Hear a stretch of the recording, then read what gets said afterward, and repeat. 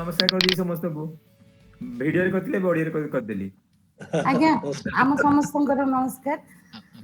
ତ we would like to begin this session. Odia indie film makers କମ୍ୟୁନିଟିର ପ୍ରସ୍ତୁତି ଏହି ଆଲୋଚନା ଚକ୍ର ଶୃଙ୍ଖଳାରେ ଆଜି ଚତୁର୍ଥ ପର୍ଯ୍ୟାୟ ଶିଶୁ ଚଳଚ୍ଚିତ୍ର ଓଡ଼ିଆ ସିନେମାରେ। This is our topic. I request all the participants, everyone joining us, to please turn off their mics to avoid any noise disturbance. ଟିକେ ମ୍ୟୁଟ୍ରେ ରଖିବେ ଦୟାକରି। Odia India Filmmakers Community is a group of indie Odia filmmakers and film enthusiasts. It aims to create resources, generate leads, and revive interest in the authentic talent of Odia filmmakers to explore and experiment with new mediums of filmmaking in contemporary times. Next. ABC Talkies is India's first film tech company that is set to revolutionize the film industry's works and transitions into the digital world. A world where filmmakers can monetize their creations, where independent and amateur and new filmmakers can truly explore and express themselves commercially also. They can be visited at www.abctalkies.com. Our collaboration with ABC Talkies is designed to help the new breed of Odia filmmakers and legendary older Odia content come together onto various OTT platforms. As part of this collaboration, we are organizing this monthly series of talks between enthusiasts, audiences, critics, filmmakers, people involved with the entire process of filmmaking to create a dialogue, to understand and to engage and explore the challenges and opportunities that are currently facing filmmaking in Odisha. This is our fourth session, and we are delighted to have esteemed guests today who are both equally acclaimed in their spheres of work and known across our state, very revered for their contribution. So, today, our guest speakers are Shri Gadadhar Putti, the very eminent editor, director, writer, and Shri Surya Dev, journalist, author, and critic, and more importantly now, someone who is working relentlessly on the archiving and documentation of Odia content. Next. In brief, a little bit about Shri Putti. I would like to mention that Shri Putti is the alumnus of the prestigious Film and Television Institute of India at Pune. He is a native of Mayurbhanj and a graduate from MPC College, Baripada, with a master's degree in English Literature from Ravenshaw College. While at FTII, he directed, scripted, and edited Sapna, a featurette in Hindi, which drew attention of filmmakers in Mumbai. But he opted to return to Odisha to contribute to the development of cinema in his mother tongue, Odia. His first feature film in Odia, Asara Akasa in 1983, won 3 state film awards and ran for 50 days in commercial circuits. Shri Putti also edited feature films like Nisiddha Swapna, Akareya, which is of particular interest to us, Kichi Smruti, Kichi Anubhuti, Dura Diganta, all of which have been honored by National Film Awards. Next.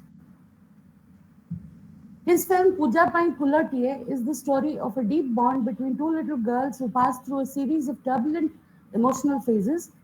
Beneath a very simple and emotional story, Shri Putti leaves a mark which is deep and profound philosophy of life with this film. This film was honored with many awards, including Best Film, Best Direction, Best Story, Best Cinematography, Best Child Artist, and Best Female Singer, and the National Award for Best Odia Film for 2006. Our next guest, here are a few glimpses from his work: Asara Akasa, Nisiddha Swapna, Tara, Akareya, this is Dura Diganta, Kichi Smruti, Kichi Anubhuti. Our other eminent panelist this evening is Shri Surya Dev, a film critic, writer, author, and researcher on the history of Odia cinema. He's very well known in the film of Odia Cine journalism. A postgraduate in journalism and mass communication, he has written many books like Odia Cinemara Rupa Rupantaram. He has published many research papers and essays in film and literary journals.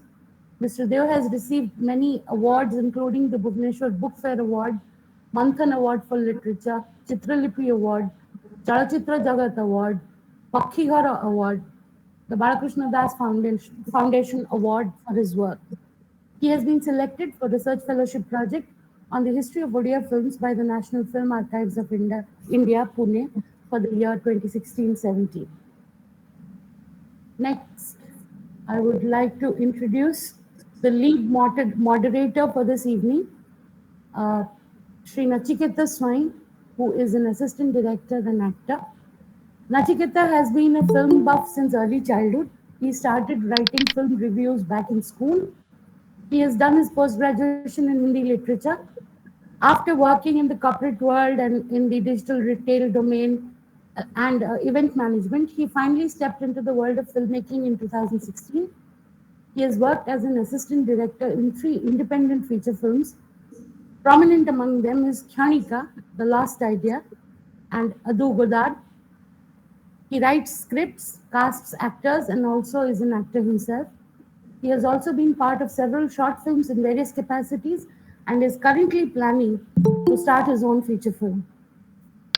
And of course, yours truly is a development practitioner and a film enthusiast. Presently, I head the government and development practice for my partnership firm, Marg Advisory Services. But I have an abiding interest in art and cinema. It runs in my blood.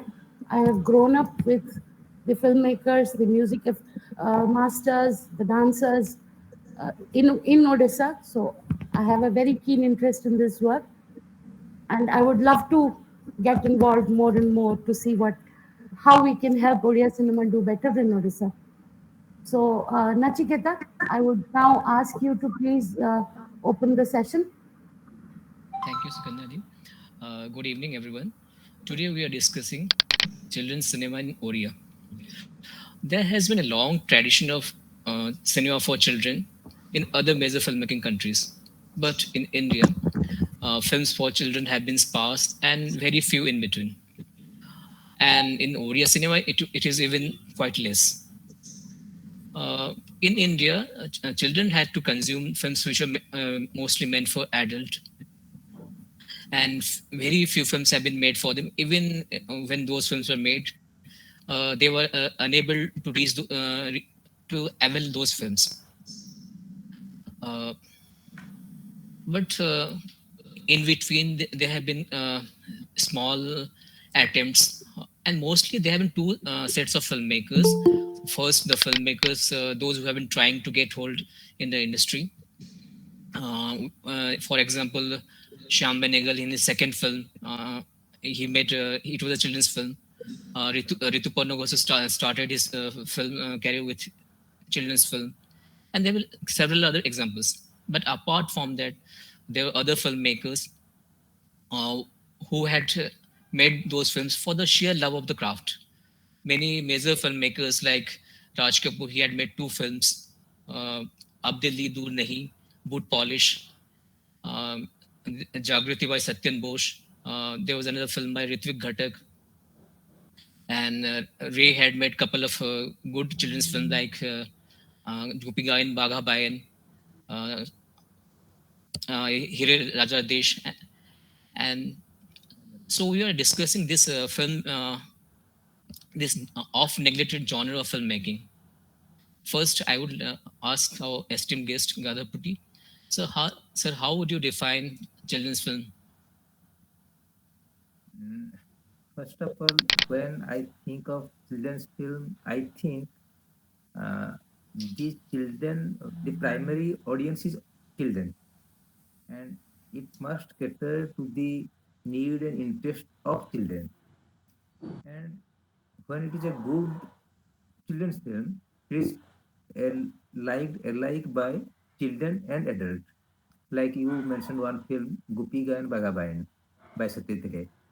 This is a film uh, I started seeing when I was a school student, but when I became adult, I had seen it more and more times. I think more than 10 times I have seen it, if not more.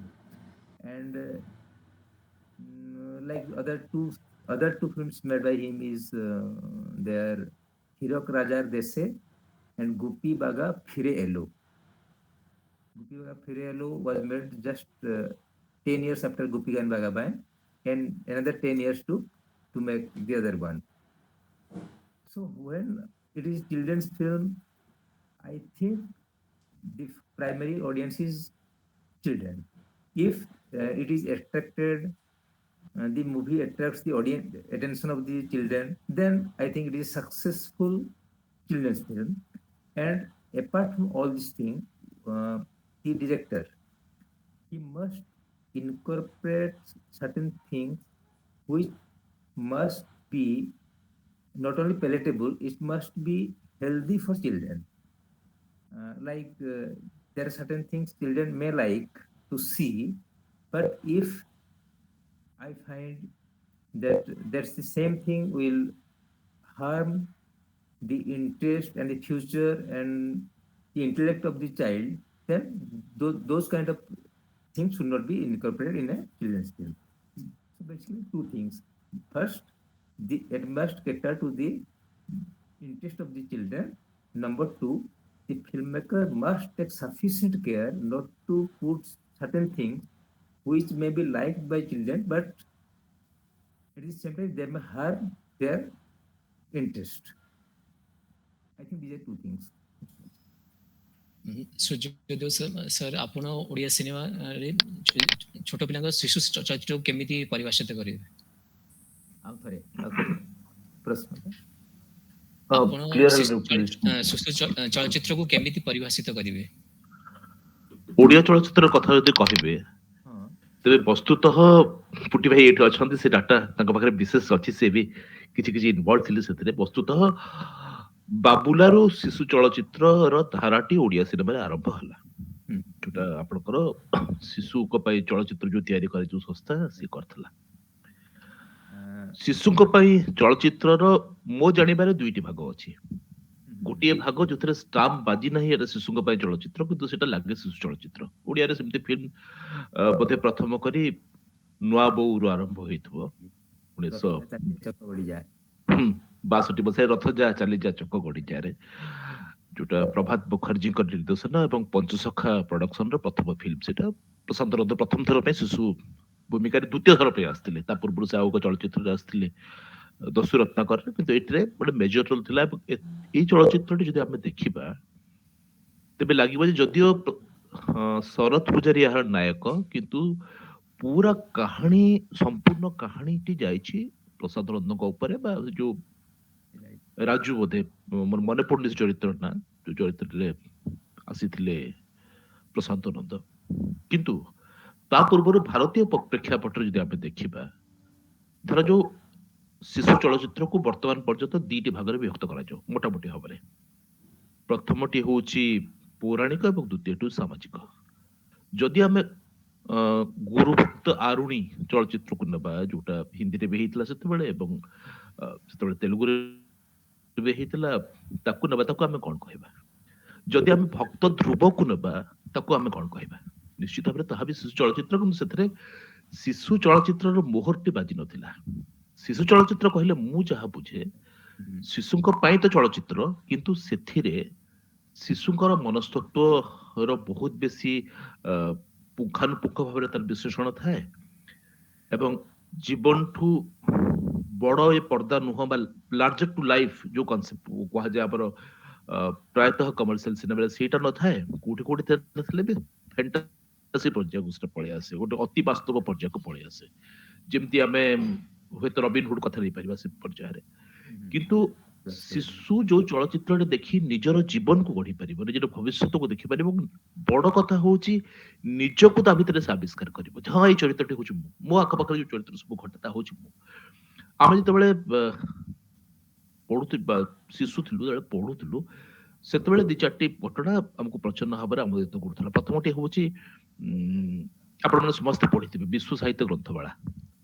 ଶିଶୁ ସାହିତ୍ୟ ଗ୍ରନ୍ଥମାଳା ହଉଛି ଆମ ସମୟର ଆମେ ଯୋଉ generation ରେ ଯାଉଛୁ ସେ ସମୟରେ ଯେତିକି ସବୁ ୱାର୍ଲଡ କ୍ଲାସିକ ଥିଲା ତାକୁ କ୍ଷୁଦ୍ର ଭାବରେ ଛୋଟ କରି ତାର ଗୋଟେ ସଂକ୍ଷିପ୍ତ ରୂପରେ ବହି ପ୍ରକାଶନ ହଉଥିଲା।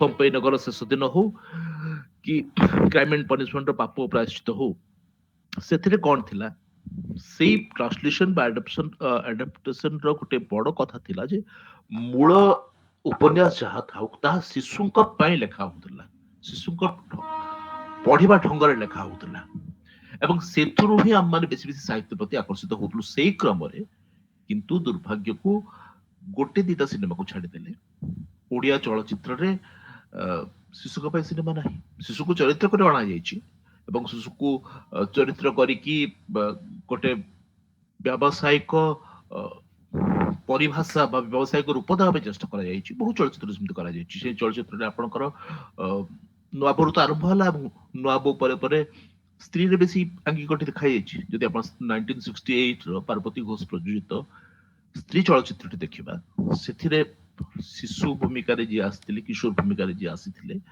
ଚଳଚ୍ଚିତ୍ରର 3/4 4 ଭାଗରୁ 3 ଭାଗ ତାଙ୍କ ଉପରେ ଆଧାରିତ ହେଇଛି। ମୁଁ ଜାଣିନି ଆପଣ ମାନେ ଦେଖିଥିବେ କି ନାହିଁ ଏଇ ଚଳଚ୍ଚିତ୍ର, ପୁଟି ଭାଇ ତ ନିଶ୍ଚୟ ଦେଖିଥିବେ ସ୍ତ୍ରୀ।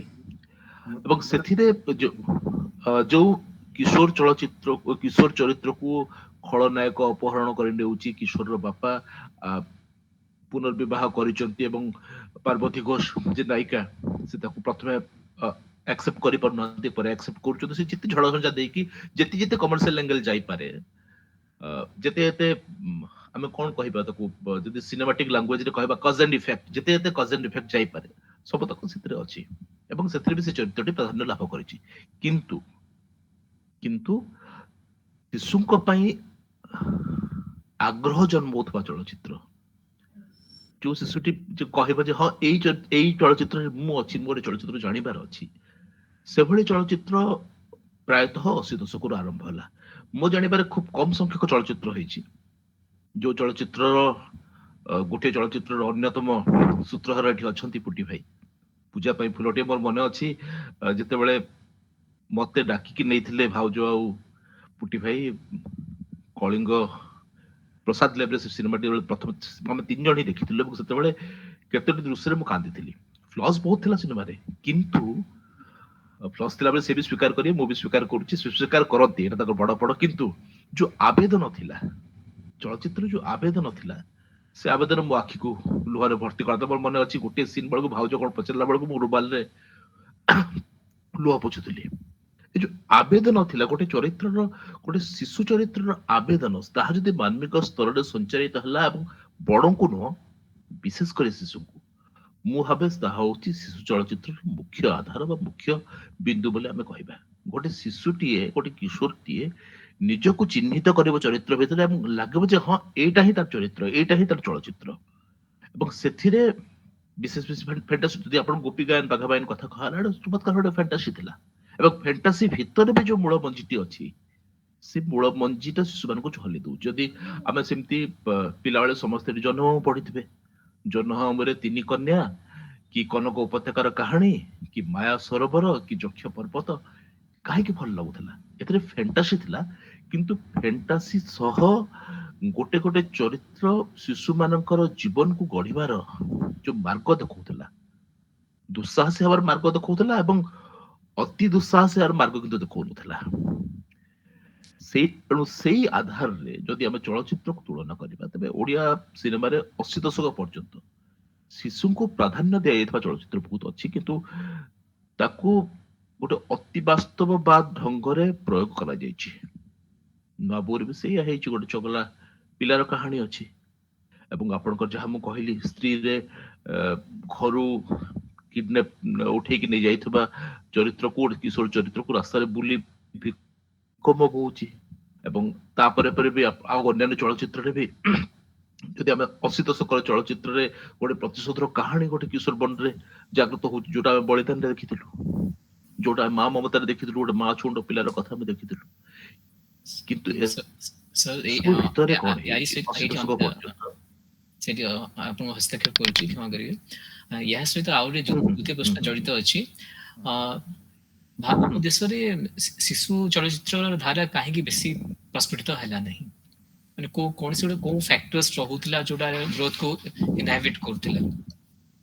ତା କାରଣ ହୁଏତ ଗୋଟେ ଥିବ, ମୁଁ ଯାହା ଭାବୁଛି ଯେ ଯଦି ଗୋଟିଏ ଫିଲ୍ମରେ ଗୋଟେ ଶିଶୁଟେ ଥିବ, ତାର ମାନକନ୍ତୁ ମେନ୍ କ୍ୟାରେକ୍ଟର ପ୍ରୋଟାଗନିଷ୍ଟ, ତାହେଲେ ଆପଣଙ୍କୁ ଅଡିଏନ୍ସକୁ ଥିଏଟର ପର୍ଯ୍ୟନ୍ତ ଆଣିବା ବହୁତ କଷ୍ଟ ହେଇଯିବ। ଯେମିତି ମନେକର ଗୋପୀଗାନ ବାଗାବାନ, ସେ ଯଦିଓ ଚିଲଡ୍ରେନ୍ସ ଫିଲ୍ମ ଆମେ କହୁଛୁ, କିନ୍ତୁ ସେଟା ତା ଭିତରେ ଗୋଟେ କେହି ଛୋଟ ପିଲା ବି ନଥିଲେ। ଛୋଟ ପିଲା ଥାଇକି ଆମେ ଦେଖିଛୁ, ଯଦି ଛୋଟ ପିଲା ତ ସେମିତି ଛୋଟ ପିଲା ଥାଇକି ଫିଲ୍ମ ଅତି ଲୋକପ୍ରିୟ ହବା ଜାଣିନୁ। ଯଦି ଆଉ ଟିକେ ବଡ ଦେଖିବୁ, କିଶୋର ଅବସ୍ଥା ଯୋଉଟା ସୂର୍ଯ୍ୟ କହୁଥିଲେ, ମନେକର ଦୋସ୍ତି ଗୋଟିଏ ସିନେମା ଯୋଉଟା ଆମକୁ ଆଗ୍ରହ ଆଡକୁ ନିଏ, ସେଇଟା ହଉଛି ଯେ ତାର ଯେମିତି କାହାଣୀ ଥିଲା, ଯେମିତି ଗୀତ ଥିଲା, ଯେମିତି ଆବେଗ ମୁହୂର୍ତ୍ତ ସବୁ ଥିଲା ତା ଭିତରେ, ସିକ୍ୱେନ୍ସ ସବୁ, ସେଇଟା ହୁଏତ ଆମକୁ ଟାଣିଲା ସେ ଆଡକୁ। କିନ୍ତୁ ତା ଛଡା ପ୍ରଥମ କଥା ହେଲା ଯେ ସେଇଟା ଗୋଟେ କାରଣ ଯୋଉଥିପାଇଁ କୌଣସି ବି ଫିଲ୍ମ ମେକର, ସେ ସୁଭାଷ ଘାଇ ରାହୁଲ ଜଣେ କରିଥିଲେ, ସେ ଯେଉଁ ଅବସ୍ଥା ହେଲା, ସେ ଚରଣ ଦାସ ଚୋର କରିଥିଲେ, ଶ୍ୟାମ ବେନେଗଲ, ଅଞ୍ଜଲି ଯଦିଓ କରିଥିଲେ ମଣିରତ୍ନମ, ସେଟା ଚିଲଡ୍ରେନ୍ସ ଫିଲ୍ମ ତ କହି ହବ ନାହିଁ। ତେଣୁ ସେଇ ଅନେକ କାରଣ ରହିଛି ଯେ ମୁଭି ଗୋଟେ ଦେଲେ ଯୋଉ ତା ଭିତରେ ଲୋକ, ମୁଁ ତ ପୂଜା ପାଇଁ ଗୋଟେ କହୁଥିଲି, ଲୋକ ପଚାରିଲା ୟା ଭିତରେ ହିରୋ କିଏ? ମୁଁ କହିଲି ଆରେ ହିରୋ ତା ଭିତରେ ଦିଟା ଛୋଟ ପିଲା ହିଁ ମେନ୍ କ୍ୟାରେକ୍ଟର। କହିଲେ ହଁ, ଯେ ହିରୋ କିଏ? ସେଇଟା ହଉଛି ପ୍ରଥମ ପ୍ରଶ୍ନ। ଯଦି ଶିକ୍ଷିତ ଲୋକଙ୍କ ପ୍ରଶ୍ନ ହୁଏ, ଅଡିଏନ୍ସ କଥା ଭାବନ୍ତୁ। ତେଣୁ ଅଡିଏନ୍ସ ପାଇବା ବହୁତ କଷ୍ଟ ହେଇଯାଏ। ये तो नंबर 1 कारण। द्वितीय कारण ହଉଛି କମର୍ସିଆଲ ସାର୍କିଟ୍ରେ ଦେଖ, ଡିଷ୍ଟ୍ରିବ୍ୟୁଟର ପାଇବା ବହୁତ କଷ୍ଟ। ମୁଁ ଗୋଟେ ଫିଲ୍ମଟେ କରିଛି ଏବେ ପୂଜା ପାଇଁ ଫୁଲଟିଏ ପରେ, ସେଇଟା ମାନେ ତିଆରି କରିଛି 4 ବର୍ଷ ତଳେ। ତା ଭିତରେ ମେନ୍ କ୍ୟାରେକ୍ଟର ହଉଛି ଗୋଟେ ଅନ୍ଧ ପିଲା। ସେ ଫିଲ୍ମଟା ଥିଲା ସାଥୀ ପରି ସାଥୀଟିଏ। ସେ ଫିଲ୍ମଟା ଆଜି ପର୍ଯ୍ୟନ୍ତ ଆଲୋକ ଦେଖିପାରି ନାହିଁ, କୌଣସି ଅଡିଏନ୍ସ ତାକୁ ଦେଖିପାରି ନାହାନ୍ତି। ତା କାରଣ ହଉଛି ଯେ କିଏ ଦେଖିବ, କେମିତି ଦେଖେଇବା। ମୁଁ ତ ଅପେକ୍ଷା କରିଥିଲି ଯେ ମୁଁ ଷ୍ଟେଟ୍ ଆୱାର୍ଡ, ମୁଁ ସେଠି ଗୋଟେ ସତ କଥା କହିଦଉଛି। ବେଳେ କଣ ହୁଏ ନା, ପୂଜା ପାଇଁ ଫୁଲ ବି ସେମିତି ଆମେ ସିଡି ଛାଡିଥିଲୁ ବଜାରକୁ, ଏୱାର୍ଡ ପାଇଲା ପର୍ଯ୍ୟନ୍ତ ସେଟା ଏତେ ଦେଖିନଥିଲି। ତାପରେ ଏୱାର୍ଡ ପାଇଲା ପରେ ଦେଖେ ଟ୍ରାଏଲ ବେଶୀ ଲୋକ ଦେଖିବା ଆରମ୍ଭ କଲେ, ତାପରେ ବହୁତ ଲୋକ ଦେଖିଲେ। କିନ୍ତୁ ଗୋଟେ ଫିଲ୍ମ ଯଦି ସେମିତି ହୁଏନି। ମୁଁ ପଚାରିଲି, ଯେଉଁ ବର୍ଷ ମୁଁ ଷ୍ଟେଟ୍ ଆୱାର୍ଡ ପାଇଁ ଆପ୍ଲାଏ କରିଥିଲି, ସେତେବେଳେ ତାଙ୍କର ଯିଏ ଜୁରି ମେମ୍ବର ସବୁ କହିଲେ ନା ଏଇ ଫିଲ୍ମଟି ଚିଲଡ୍ରେନ୍ ଫିଲ୍ମ ବୋଲି ସେନ୍ସର ସାର୍ଟିଫିକେଟ ପାଇନି, ବୋଲି ଆମେ ତାକୁ କନସିଡର କଲୁନି ଚିଲଡ୍ରେନ୍ ଫିଲ୍ମ। ସେନ୍ସର ବୋର୍ଡରେ ମୁଁ ଆପ୍ଲାଏ କରିଥିଲି, ସେନ୍ସର ବୋର୍ଡକୁ ରିକ୍ୱେଷ୍ଟ କରିଥିଲି ଚିଲଡ୍ରେନ୍ ଫିଲ୍ମ, ସିଏ ତାଙ୍କ ରୁଲ ଦେଖେଇଲେ ଯେ ଆମେ ଦଉଛୁ feature film, non feature film ଏବଂ ଡକୁମେଣ୍ଟାରୀ ଫିଲ୍ମ ଏବଂ ଏଡ୍ ଫିଲ୍ମ। ତା ବିୟଣ୍ଡ ତାଙ୍କର କ୍ୟାଟେଗୋରୀ ନାହିଁ ଚିଲଡ୍ରେନ୍ସ ଫିଲ୍ମ ହିସାବରେ କୌଣସି ଫିଲ୍ମକୁ ଦେବା ପାଇଁ। ତେଣୁ ଏମିତି ଯେତେବେଳେ କାରଣ ହେଇଯାଏ, ସେଟା ବହୁତ ଦୁଃଖ ଲାଗେ। ସେଟା ଆପଣଙ୍କ ସେଇ ଷ୍ଟେଟ୍ ଆୱାର୍ଡ ଯେଉଁ ବର୍ଷ ହେଲା, ଶିଶୁ ଚଳଚ୍ଚିତ୍ର ଜାଗାରେ ବ୍ଲାଙ୍କ ଛକ କଟା ହେଇଥିବ, ଅଥଚ ଆପଣଙ୍କ ଗୋଟେ ଏଣ୍ଟ୍ରି ହେଇଥିବ। ତାପରେ ଆପଣଙ୍କର ମନ କଥା କାହାକୁ, ମୁଁ ବୋଧେ ଏଇ ମନ କଥା ବୋଧେ ଫାର୍ଷ୍ଟ ଟାଇମ୍ 4 ବର୍ଷ ଭିତରେ ଏଇଟା ବୋଧେ ସୂର୍ଯ୍ୟ ବୋଧେ ପ୍ରଥମ ଥର ଜାଣିଛି। ମୁଁ କାହାକୁ କହିପାରିନି ସେ ଦୁଃଖଟା କଣ, କାହାକୁ କହିଲେ କିଏ ଶୁଣିବ। କିନ୍ତୁ ଅନେକ କାରଣ ଅଛି। ଗୋଟେ ହଉଛି କମର୍ସିଆଲ ସାର୍କିଟ, ଏଇ ଆଉ ଗୋଟେ ଅନ୍ୟ ଗୋଟେ ହଉଛି ଯୋଉଠି ପୁରସ୍କାର ପାଇଁ ଯାଉଛି। ଗୋଟେ ଫିଲ୍ମରେ ଆପ୍ଲାଏ କରିବେ, ସ୍ଲଟ ଫାଙ୍କା ଥିବ, ଆଉ ଡେଟ୍ ବେଡ୍, ତା ଭିତରେ ଏଇ ଅନେକ କାରଣ ଆସେ, ଯୋଉଥିପାଇଁ ଇଣ୍ଡିଆରେ କିଛି କିଛି ଉଧେଇଛି, କିନ୍ତୁ ଓଡିଶାରେ ଆଦୌ ବି ଉଧେଇ ପାରିନି। ଓଡିଆ ମାନେ ଆଉ ଉଧେଇବାର ସମ୍ଭାବନା ବି ମୁଁ ଦେଖିପାରୁନି ଅନେଷ୍ଟଲି। ସାର୍, ଏଇଠି ମୁଁ କହିବି, ଆଚ୍ଛା ଗୋଟେ ବ୍ୟବସାୟିକ ପକ୍ଷ ଥାଏ ଗୋଟେ ସିନେମାର, ଶିଶୁ ଚଳଚ୍ଚିତ୍ର ବି। ଆଉ ଗୋଟେ କଥା, ସେଟା ରିଲିଜ ହବା କଷ୍ଟ ହୁଏ, ମାନେ ସେ ଜିନିଷଟା ବି ମାନେ ବନିବାରେ କଷ୍ଟ ହୁଏ, ପହଞ୍ଚିବାରେ କଷ୍ଟ ହୁଏ। କିନ୍ତୁ ଏଠି ଆମେ ଯଦି ଇରାନିଆନ ସିନେମା କଥା କହିବା, ସେଠି ତାଙ୍କ ଇଣ୍ଡଷ୍ଟ୍ରି ବହୁତ ବଡ ନଥିଲା। ସେମାନେ ନିଜେ ଫିଲ୍ମ मेकर्स ମାନେ ପ୍ରଣ ନେଲେ ଆମେ ଗୋଟେ ଅଲଗା ପ୍ରକାର ଫିଲ୍ମ ତା ମଝିରେ ଶିଶୁ ଫିଲ୍ମ ଚଳଚ୍ଚିତ୍ର ବି ଜନର ବହୁତ ପ୍ରସ୍ଫୁଟିତ ହେଲା। ସେମିତି ଏଠି ତ ଆମ ସାହିତ୍ୟ ଥିଲା, ଶିଶୁ ସାହିତ୍ୟ ଥିଲା, ସେ କେବେ ଆମେ ମାନେ ଆମ ଦେଶରେ ବି ମାନେ ଛୋଟ ପିଲାଙ୍କୁ ବି ବହୁତ ସାହିତ୍ୟ ରଚନା ହେଇଛି, ଲୋକ କଳାରେ ବି ବହୁତ ଗପ ଅଛି ପିଲାମାନଙ୍କ ପାଇଁ, ତେଣୁ ସେ ଧାରା କାହିଁକି ପ୍ରସ୍ଫୁଟିତ ହେଇପାରିଲାନି? ବସ୍ତୁତଃ ଏଇଆ ହୁଏ ଯେ ଯଦି ଆମେ ଭାରତୀୟ ଚଳଚ୍ଚିତ୍ରକୁ ଦି ଭାଗରେ ବିଭକ୍ତ କରିବା, ଗୋଟେ ହଉଛି ବ୍ୟବସାୟିକ ଚଳଚ୍ଚିତ୍ର କମର୍ସିଆଲ ଫିଲ୍ମ, ଆରଟି ହଉଛି ନ୍ୟୁ ଏଜ୍ ଫିଲ୍ମ ଯୋଉଟା କହୁଛୁ। ବ୍ୟବସାୟିକ ଚଳଚ୍ଚିତ୍ରରେ କଣ ହୁଏ, ବ୍ୟବସାୟିକ ଚଳଚ୍ଚିତ୍ରରେ ତାଙ୍କର ମୂଳତଃ ଦୁଇଟି ଉପାଦାନ ସେମାନେ ଦେଖନ୍ତି। ଗୋଟେ ହଉଛି ଶିଶୁର ହସ ଆଉ ଦୁଃଖ, ଏବଂ ଆରଟି ହଉଛି କିଶୋରର ପ୍ରେମ ଆଉ ଦେହ। ଏବଂ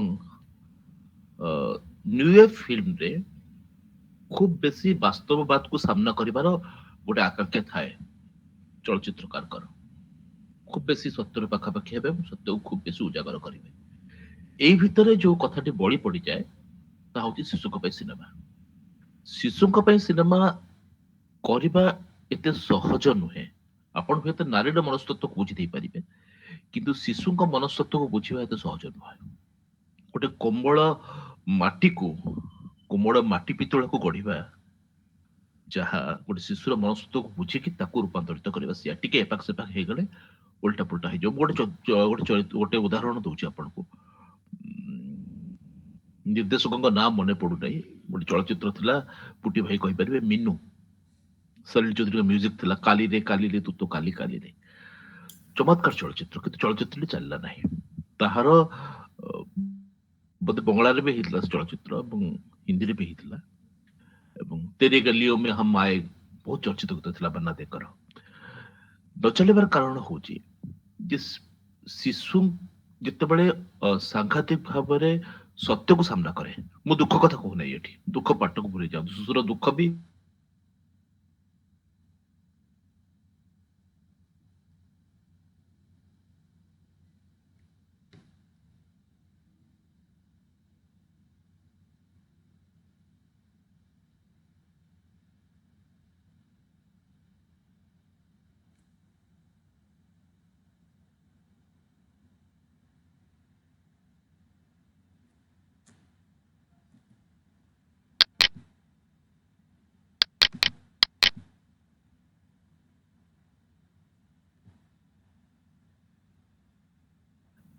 ସେମାନେ ମାଟି ପିତୁଳା, ଏବଂ ସେଇ ମାଟି ପିତୁଳା ଢଙ୍ଗରେ ଆମେ ଗଢିବାକୁ ଚେଷ୍ଟା କରିଛୁ ଆମ ସିନେମାକୁ।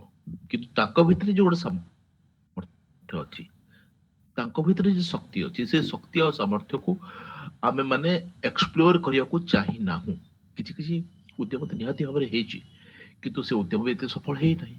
ଏବଂ ଯେହେତୁ ସଫଳ ହେଇନାହିଁ ଉଦ୍ୟମ, ଏବଂ ସେଥିପାଇଁ ମୁଁ ଭାବୁଛି ବୋଧେ ସେଥିପାଇଁ ସମଗ୍ର ଭାରତୀୟ ପ୍ରେକ୍ଷାପଟରେ ଏବେ ଯୋଉ ଆପଣ ଦେଖୁନାହାନ୍ତି 2012 ବୋଧେ କିଟୁ ନା କଣ ଗୋଟେ ଫିଲ୍ମ ହେଇଥିଲା, ଚିଲ୍ଡ୍ରେନ୍ ଫିଲ୍ମ, ତାର ଆବେଦନ କାହିଁ, ତା ପ୍ରସାରିତ କାହିଁ, ବର୍ତ୍ତମାନ ଆକ୍ଚୁଆଲି ତାକୁ ଦେଖିବାର ସୁଯୋଗ ବି ନାହିଁ। ହୁଏତ ଯୋଉ ଚିଲ୍ଡ୍ରେନ୍ ଫିଲ୍ମ ସୋସାଇଟି ହେଲା, ସେମାନେ ପ୍ରତି ମାସରେ ଚଳଚ୍ଚିତ୍ର କଲେ, କିନ୍ତୁ ଚିଲ୍ଡ୍ରେନ୍ ଫିଲ୍ମ ସୋସାଇଟିର ବି ଆକ୍ଟିଭିଟିଜ ବହୁତ କ୍ଷୀଣ ହେଇଯାଇଛି, ବହୁତ ଧିମା ହେଇଯାଇଛି। ପ୍ରତିବର୍ଷ ସେମାନେ ଡିଫରେଣ୍ଟ ଜାଗାରେ କରୁଥିଲେ ଚିଲ୍ଡ୍ରେନ୍ ଫିଲ୍ମ ଫେଷ୍ଟିଭାଲ, କିନ୍ତୁ ତାର ବି ଇମ୍ପାକ୍ଟ, ତାର ବି ପ୍ରଭାବ ବହୁତ ବେଶୀ ପଡିଲା ନାହିଁ। ଯେଣୁ ବାସ୍ତବ କ୍ଷେତ୍ରରେ ବ୍ୟବସାୟିକ ଫିଲ୍ମରେ ଶିଶୁ ଏବଂ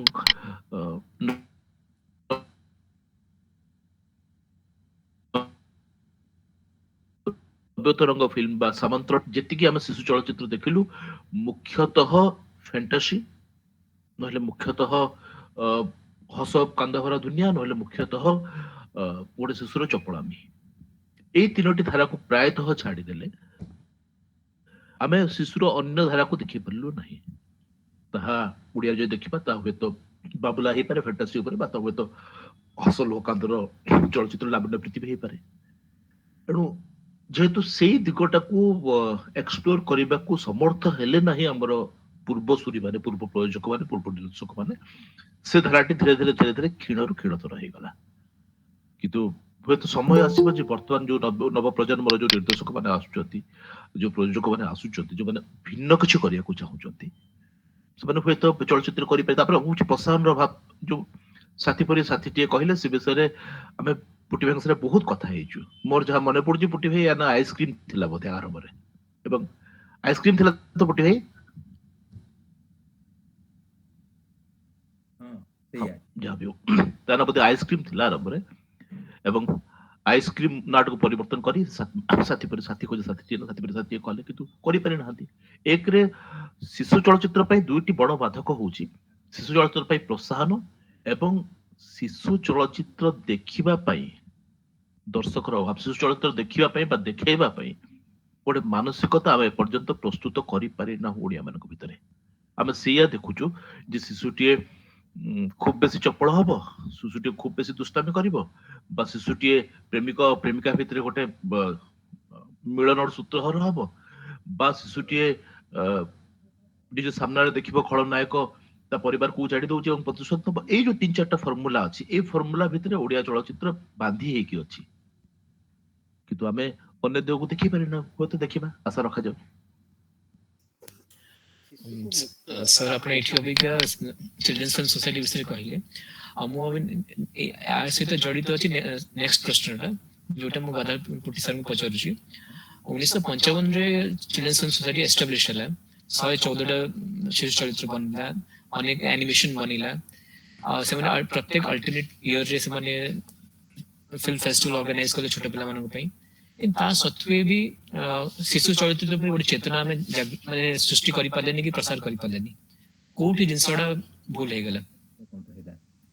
ପ୍ରଥମ କଥା ହଉଛି ଯେ ମୁଁ ବି ତାଙ୍କ ଫିଲ୍ମ କିଛି ଦେଖିଛି, ଅନେଷ୍ଟଲି କହୁଛି ସେମାନେ ଯେଉଁ ଫିଲ୍ମ ସବୁ କରୁଛନ୍ତି ଚିଲଡ୍ରେନ୍ସ ଫିଲ୍ମ ସୋସାଇଟି, ତା ଭିତରେ ମୁଁ ଯେତିକି ଦେଖିଛି ଅନେଷ୍ଟଲି କିଛିକୁ ଛାଡ଼ିଦେଲେ, ବହୁତ କମ୍ ଛାଡ଼ିଦେଲେ, ଅନ୍ୟ ଗୁଡାକ ଏମିତି ହେଇଛି ଯେ ସେଗୁଡାକ ପିଲାମାନେ ଆଦୌ ଦେଖିବେ ନାହିଁ, ଦେଖିଲେ ବୁଝିପାରିବେ ନାହିଁ, ତାଙ୍କ ଆଗ୍ରହ ରହିବ ନାହିଁ। ଇଭିନ୍ ଏଠି ଆମର 10-12 ବର୍ଷ ତଳେ ଯେତେବେଳେ ଅଶୋକ ତ୍ରିପାଠୀ ଥିଲେ କଲଚର ସେକ୍ରେଟାରୀ, ସେ ବି କିଛି ଫିଲ୍ମ ଆଣିକି ଦେଖଉଥିଲେ ରବୀନ୍ଦ୍ର ମଣ୍ଡପରେ, ସ୍କୁଲ ପିଲା ଯାଆନ୍ତି। ତ ମୁଁ ବି ଟିକେ ଆଗ୍ରହ ପ୍ରକାଶ କରିକି ପ୍ରାୟ 7-8ଟା ଫିଲ୍ମ ଦେଖିଲି।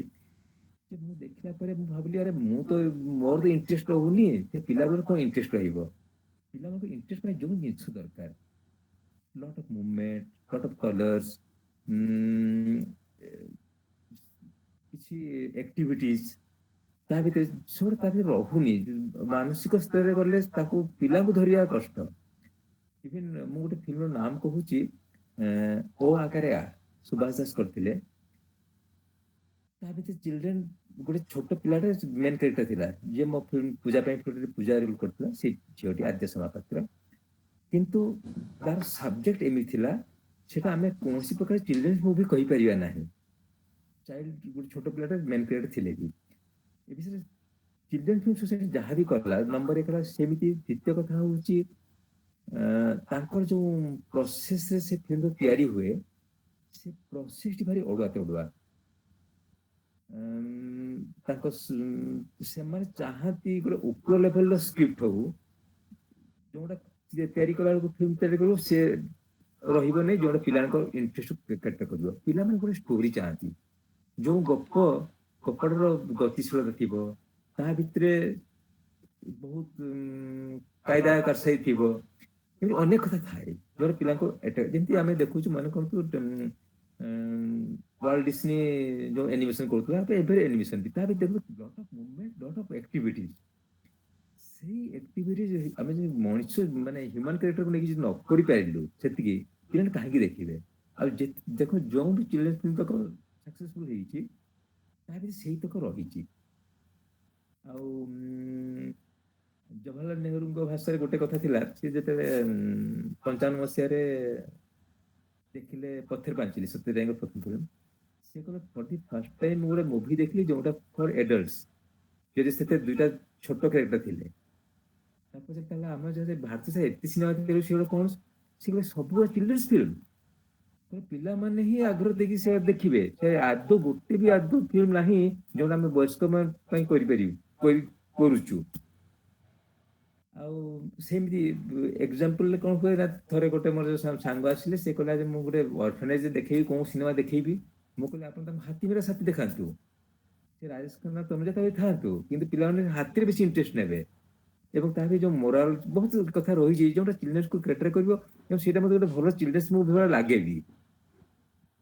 ଚିଲଡ୍ରେନ୍ ଫିଲ୍ମ ସୋସାଇଟି ଯୋଉ କହୁଛନ୍ତି ଆପଣ ଦେଖନ୍ତୁ, ମୁଁ ବି କିଛି ଫିଲ୍ମ ଦେଖିଛି। ତାଙ୍କର ଗୋଟେ ଫିଲ୍ମ ଅଛି ସଣ୍ଡେ, କରାମତି କୋର୍ଟ। ସେ ଟାଇଟଲ ଗୁଡା ଏମିତି, ସେ ଟାଇଟଲ ଗୁଡା ଶୁଣିଲେ ପିଲାମାନେ ଆଗ ଦେଖିବା ପାଇଁ ଆଗ୍ରହ ଦେବେନି। ଆପଣ ସେଇ ମୁଁ ଯୋଉ ଗୋଟେ ଯୋଉ କଥା କହିଲି, ଆପଣ ବି ପ୍ରଥମ ନେଲେ ସତ୍ୟରାୟଙ୍କର ଯୋଉ ଗୁପି ଗାଇନ ବାଘା ବାଇନ, ତା ଭିତରେ ଯୋଉ ଆକ୍ଟିଭିଟିଜ ଅଛି, ଯେତିକି ମ୍ୟୁଜିକ ଅଛି, ଯେତିକି ଇଣ୍ଟରେଷ୍ଟିଂ ଜିନିଷ ସବୁ ଅଛି, ସେ ପିଲା ଏଠୁ ସମସ୍ତେ ଭଲ ପାଇବେ। ଆମକୁ ସେଇଭଳିଆ ମନୋଜ ଦାସଙ୍କ ଗପ ଆମେ ଦେଖିଛୁ। ଯେତେବେଳେ ଓଡିଆ ଗପ କଥା ଆମେ ଚାହୁଁ, କାହିଁକି ମନୋଜ ଦାସ ଗପ ଲେଖିଛନ୍ତି ସେଗୁলো ଠିକ ଅଛି। ମନୋଜ ଦାସଙ୍କ ଗପକୁ ସିନେମା କରିବା ବହୁତ କଷ୍ଟ, ଅନେଷ୍ଟଲି କହୁଛି। ମାନେ ତା ଭିତରେ ଯେତିକି ଥାଏ, ଆଉ ଏଥିପାଇଁ ବି ବହୁତ ଧନ୍ୟବାଦ ଦେବି ଯେ ରାଜୁ ମିଶ୍ରଙ୍କୁ, ସ୍ୱର୍ଗତ ରାଜୁ ମିଶ୍ର ହେଇଗଲେଣି ୟା ଭିତରେ, ଯୋଉ ଲକ୍ଷ୍ମୀର ଆବିଷ୍କାର କରିଥିଲେ। ମୁଁ ଭାବେ ବୋଧେ ଓଡିଶାରେ ସେଇଟା ହିଁ ବୋଧେ ସବୁଠୁ ଭଲ ଚିଲଡ୍ରେନ୍ସ ମୁଭି। ଗୋଟେ ଛୋଟ ଝିଅର ଲକ୍ଷ୍ମୀ, ତାର ଯୋଉ ଆଶା ଆକାଂକ୍ଷା ତାର ଯୋଉ ରହିଛି, ଆଉ ସେ ଏତେ ସୁନ୍ଦର ଭାବେ କରିଛନ୍ତି। କିନ୍ତୁ କଥା କୋଉଠି ଅଟକିଗଲା ଯେ ସେ ଫିଲ୍ମଟି ବହୁତ ଲୋକ ଦେଖି ନାହାନ୍ତି। ବହୁତ ଲୋକ ମାନେ ବୋଧେ ଟୋଟାଲ 100-150 ଲୋକ ଦେଖିଥିବେ, କୋଉଠି ଦେଖିଥିବେ, ଏମିତି ହେଇଯାଏ ଅନେକ କଥା। ଆଉ ଫିଲ୍ମ ଇଏ ହଉଛି ଯୋଉଟା ବ୍ୟକ୍ତିଗତ ଏଫର୍ଟରେ, ଫିଲ୍ମ ସୋସାଇଟିର ଉଦ୍ୟମ ଅନେଷ୍ଟଲି ସେମିତି ଖାସ ନାହିଁ।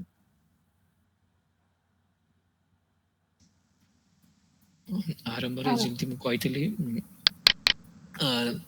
ଶିଶୁ ଚଳଚ୍ଚିତ୍ର ମୁଖ୍ୟତଃ ଦୁଇ ପ୍ରକାର ବନିଛି। ପ୍ରଥମତଃ ଯୋଉ ଫିଲ୍ମ ମେକର୍ସ ମାନେ ସିନେମା ଇଣ୍ଡଷ୍ଟ୍ରିରେ ପ୍ରବେଶ କରିବାକୁ ଚାହୁଁଥିବେ, ଶିଶୁ ଚଳଚ୍ଚିତ୍ର ମାନେ ଟିକେ ଅପେକ୍ଷାକୃତ ସହଜ ହୋଇଥାଏ। ତା ଛଡ଼ା ଦ୍ୱିତୀୟ ଶ୍ରେଣୀର ଫିଲ୍ମ ଗୁଡ଼ା ଯୋଉଗୁଡ଼ା ଏଷ୍ଟାବ୍ଲିଶ ଫିଲ୍ମ ମେକର୍ସ ମାନେ ବନେଇଥାନ୍ତି ତାଙ୍କ ନିଜ ଆଗ୍ରହ ପାଇଁ। ସୌଭାଗ୍ୟବଶତଃ ଆମ ଓଡ଼ିଆ ସିନେମାରେ ଯେତିକି ବି ଶିଶୁ ଚଳଚ୍ଚିତ୍ର ବନିଛି, ସେ ସବୁ ସିନେମା ସେଇ ପ୍ରକାର, ମାନେ ନିର୍ଦ୍ଦେଶକ ମାନେ ନିଜ ଆଗ୍ରହରେ ସେ ଫିଲ୍ମ ଗୁଡ଼ା ବନେଇଛନ୍ତି। ଏଠି ମୁଁ ଉଭୟ ସୂର୍ଯ୍ୟଦେବ ସାର୍ ଆଉ ଗାଦର ପୁଟିଙ୍କୁ ଜାଣିବାକୁ ଚାହିଁବି, 80 ମସିହାରେ ଯେତେବେଳେ ଶିଶୁ ଚଳଚ୍ଚିତ୍ର ବନେଇବା ଆରମ୍ଭ ହେଲା, ସେଇ ଯୋଉ ଫିଲ୍ମ ମେକର୍ସ ମାନେ ତାଙ୍କୁ କୋଉ ଚେତନାରେ ସେମାନେ ଅନୁପ୍ରାଣିତ ହେଲେ, ସେଇ ମାନେ ସେଇ ଇଣ୍ଡିଭିଜୁଆଲ ପିସ୍ ଅଫ୍ ୱାର୍କସ୍ କେମିତି ଏକ୍ଜିଷ୍ଟେନ୍ସକୁ ଆସିଲା, ସେଇ ବିଷୟରେ ଆଲୋକପାତ କରିବି।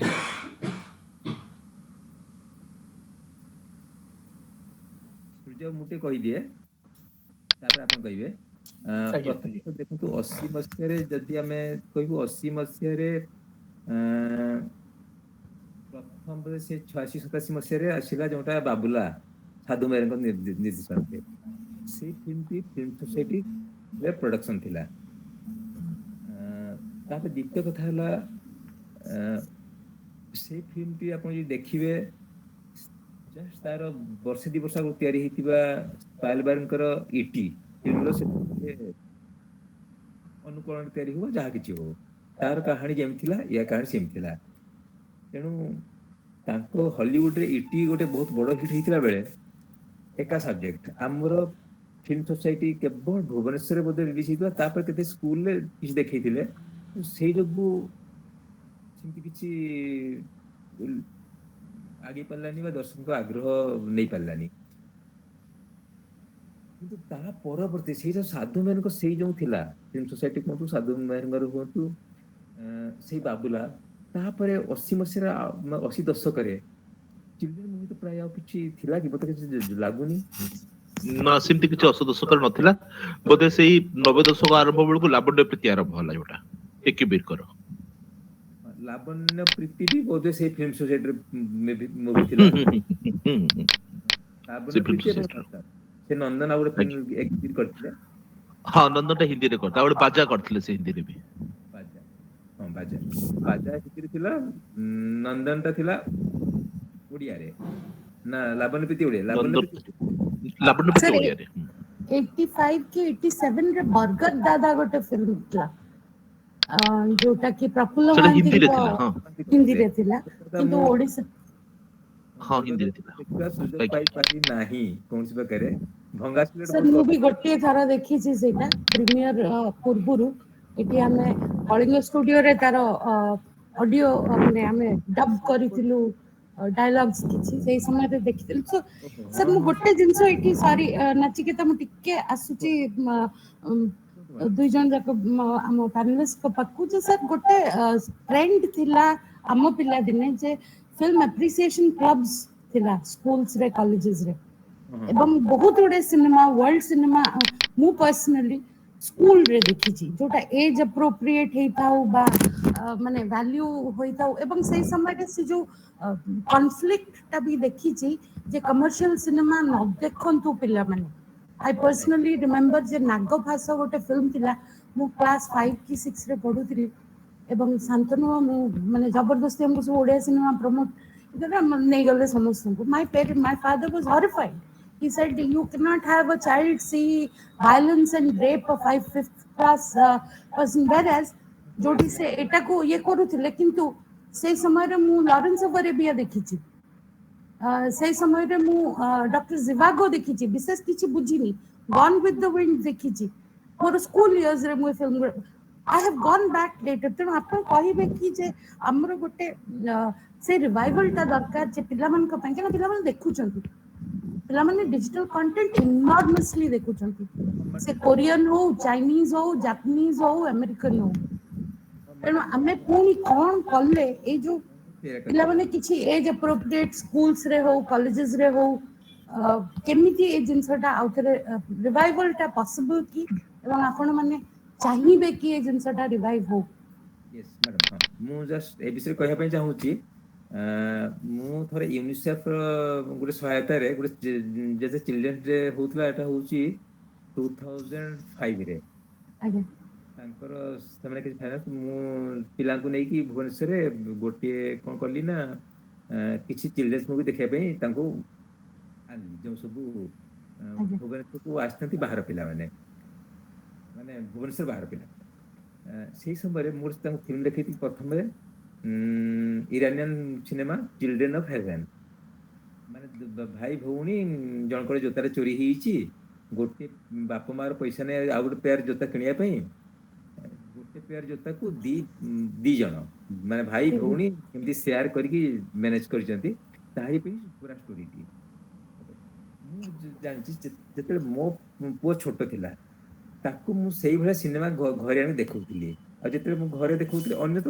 ବାଟ ନଥାଏ ଯେ ଆମର ଯୋଉ ଫିଲ୍ମ ସୋସାଇଟି ଭୁବନେଶ୍ୱର ଅଛି ସେଥିରେ ବି କିଛି ଦେଖଉଥିଲି ଯେତେବେଳେ ସୁଭାଷ ଦାସ ଥିଲେ ଥିଲି ଆମେ ସେଥିରେ ଗୋଟେ ଫେଷ୍ଟିଭାଲ କରୁଛୁ 5 ଦିନ ଦେଖି ଚିଲଡ୍ରେନ୍ସ ମୁଭି ମେନଲି ଇରାନିଆନ ତ ଯାହା ସିନେମା ଦେଖିବେ ବୋଧେ ତାର ଗୋଟେ ଛୋଟ ପିଲା ହିଁ ତାର ଥିବ ପ୍ରୋଟାଗନିଷ୍ଟ ମେନ୍ ଆକ୍ଟର ଗୋଟେ ଛୋଟ ପିଲା ଥିବ ଏବଂ ତାଙ୍କ ସିନେମା ଏତେ ସୁନ୍ଦର ହଉଛି ଆମେ ସେଇ ସିନେମା ମୁଁ ମୋ ପିଲାକୁ ଦେଖେଇ ପାରିବି ବା ଗୋଟେ କରିକି ଦେଖିପାରିବି ଏବେ କ'ଣ ହଉଛି ନା ସେଇ ସୁଯୋଗଟି ପ୍ରାୟ ଆସୁନାହିଁ ମୁଁ ଆଉ ଗୋଟେ କଥା ଏଠି କହିବା ପାଇଁ ମାନେ ଆମ ଓଡ଼ିଶା ଆପଣ ଜଷ୍ଟ ଶୁଣି ଆଶ୍ଚର୍ଯ୍ୟ ହେବେ କ'ଣ କେବେ ଖୁସି ହେବେ ଦୁଃଖ ପ୍ରକାଶ ବି କୁହନ୍ତୁ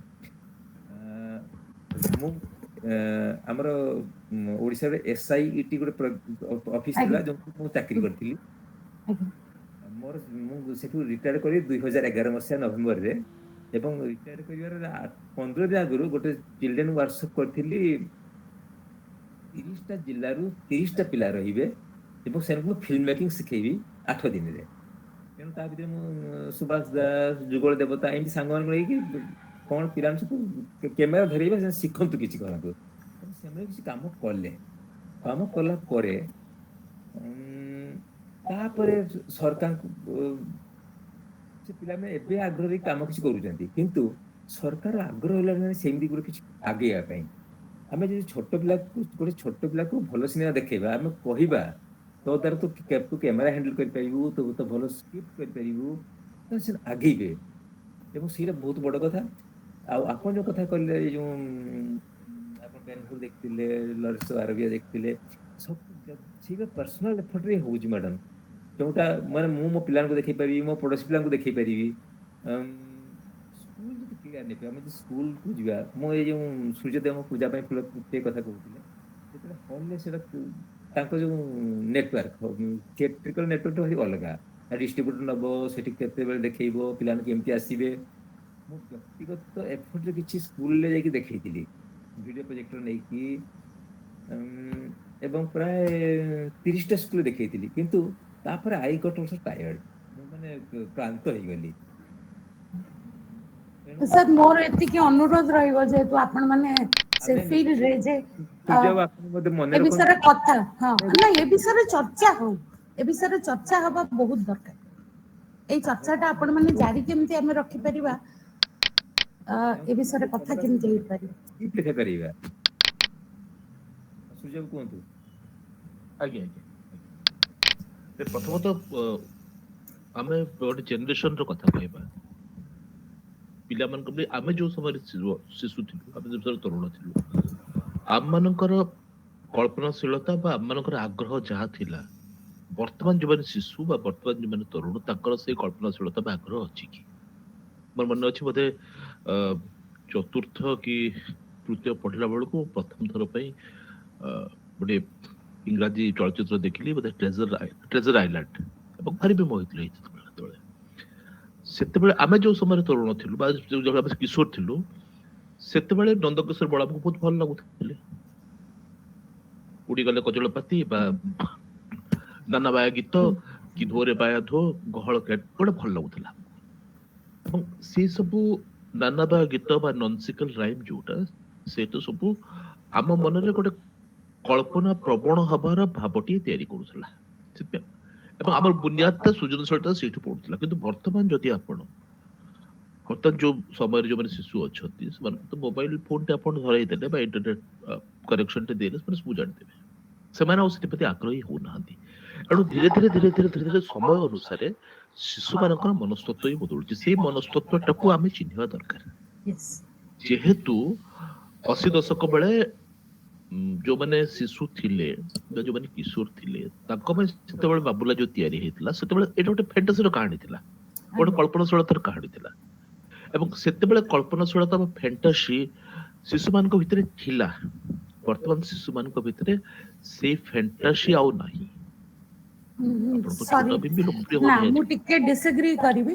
ତାଙ୍କ ଭିତରେ ସେଟା ଆଜ୍ଞା ଆଜ୍ଞା। ଅଛି, କିନ୍ତୁ ସେଟା ଗୋଟେ ଅଲଗା ଡାଇରେକ୍ସନରେ, ଗୋଟେ ମୁଁ ଅଲଗା ମୁଁ ମୁଁ ଆପଣଙ୍କୁ ଗୋଟେ ଟ୍ରାଜେକ୍ଟରୀରେ ଛୋଟ ଅଛି। ଉଦାହରଣଟେ ଦଉଛି। ମାନେ ମୁଁ ଏଥିପାଇଁ କହୁଛି, ଗୋଟେ ଉଦାହରଣ, ଛୋଟ ଉଦାହରଣ। ଆପଣ ଠିକ କହୁଛନ୍ତି, କିନ୍ତୁ ଗୋଟେ ଉଦାହରଣ ଦେଖନ୍ତୁ। ମୋର ମନେ ପଡୁଛି, ମୁଁ ଯେତେବେଳେ ପାଖାପାଖି 15 ବର୍ଷ ତଳେ ବା 14-15 ବର୍ଷ ତଳେ, ଯେତେବେଳେ ମୋ ପୁଅକୁ ମୋ ଜହ୍ନ ମାମୁଁ ଦେଖଉଥିଲି, ମୋ ପୁଅ ଯେତେବେଳେ ଷ୍ଟାଣ୍ଡାର୍ଡ 1 କି ଷ୍ଟାଣ୍ଡାର୍ଡ 2 ରେ ପଢୁଥିଲା, ସେତେବେଳେ ତାକୁ ଜହ୍ନ ମାମୁଁ ଯେତେବେଳେ ଦେଖଉଥିଲି, ସେତେବେଳେ ତାକୁ ଯେତେବେଳେ ମୁଁ ଠେକୁଆ ଗପ କହୁଥିଲି, ସେତେବେଳେ ସେ ମତେ ଓଲଟି କହୁଥିଲା, ଜହ୍ନ ମାମୁଁ ଜହ୍ନ ମାମୁଁ ଗୋଟେ ମାମୁଁ ନୁହଁ, ସେ ହଉଛି ପୃଥିବୀର ଗୋଟେ ଉପଗ୍ରହ। ତାଙ୍କର ପ୍ରଥମ ସେଇଆ ପଢା ହଉଥିଲା। ତେଣୁ ଧୀରେ ଧୀରେ ସେଇ ମାନସିକତା, କିନ୍ତୁ ଆମେ ପିଲାବେଳେ ପ୍ରଥମ ଦ୍ୱିତୀୟ ପଢୁଥିଲୁ, ସେତେବେଳେ ଆମେ ଜହ୍ନ ମାମୁଁକୁ ଜହ୍ନକୁ ମାମୁଁ ବୋଲି ମାମୁଁ। ଦେଖୁଥିଲୁ, ଆଜ୍ଞା, ଆଜ୍ଞା। ଠେକୁଆଟେ ଯାଇକି ସେ ରହିଗଲା ବୋଲି ଦେଖୁଥିଲୁ। Right. ମୁଁ ଯେତେବେଳେ ମୋ ପୁଅକୁ କହିଲି ଯେ ସେଇଟା ହଉଛି ଗୋଟେ ଠେକୁଆ, ସେ କହିଲେ ସେ ଠେକୁଆ ନା ବ୍ଲାକ୍ ହୋଲ। ତେଣୁ ଧୀରେ ଧୀରେ ଧୀରେ ଧୀରେ ପିଲାମାନଙ୍କର ଯୋଉ କଳ୍ପନାଶୀଳତା ଆମର ଥିଲା, ତା ଆପଣ ଠିକ କହୁଛନ୍ତି, ସେଇ କଳ୍ପନାଶୀଳତା ଧୀରେ ଧୀରେ ହ୍ରାସ ହେଇଛି। ତାକୁ ଆମେ ଜାଣିବା ଦରକାର ଯେ ଶିଶୁର ମନସ୍ତତ୍ଵ କେମିତି ବଦଳିଛି। ଆମ ସମୟରେ ମନସ୍ତତ୍ଵ ଯାହା ଥିଲା ଶିଶୁ ମାନଙ୍କର, ଆମେ ଶିଶୁ ଥିଲା ବେଳେ, ସେଇ ମନସ୍ତତ୍ଵ ଅବିକା ଯୋଉମାନେ ଶିଶୁ ତାଙ୍କର ନାହିଁ। ତାକୁ ଆମେ ଚିହ୍ନିବା ଦରକାର।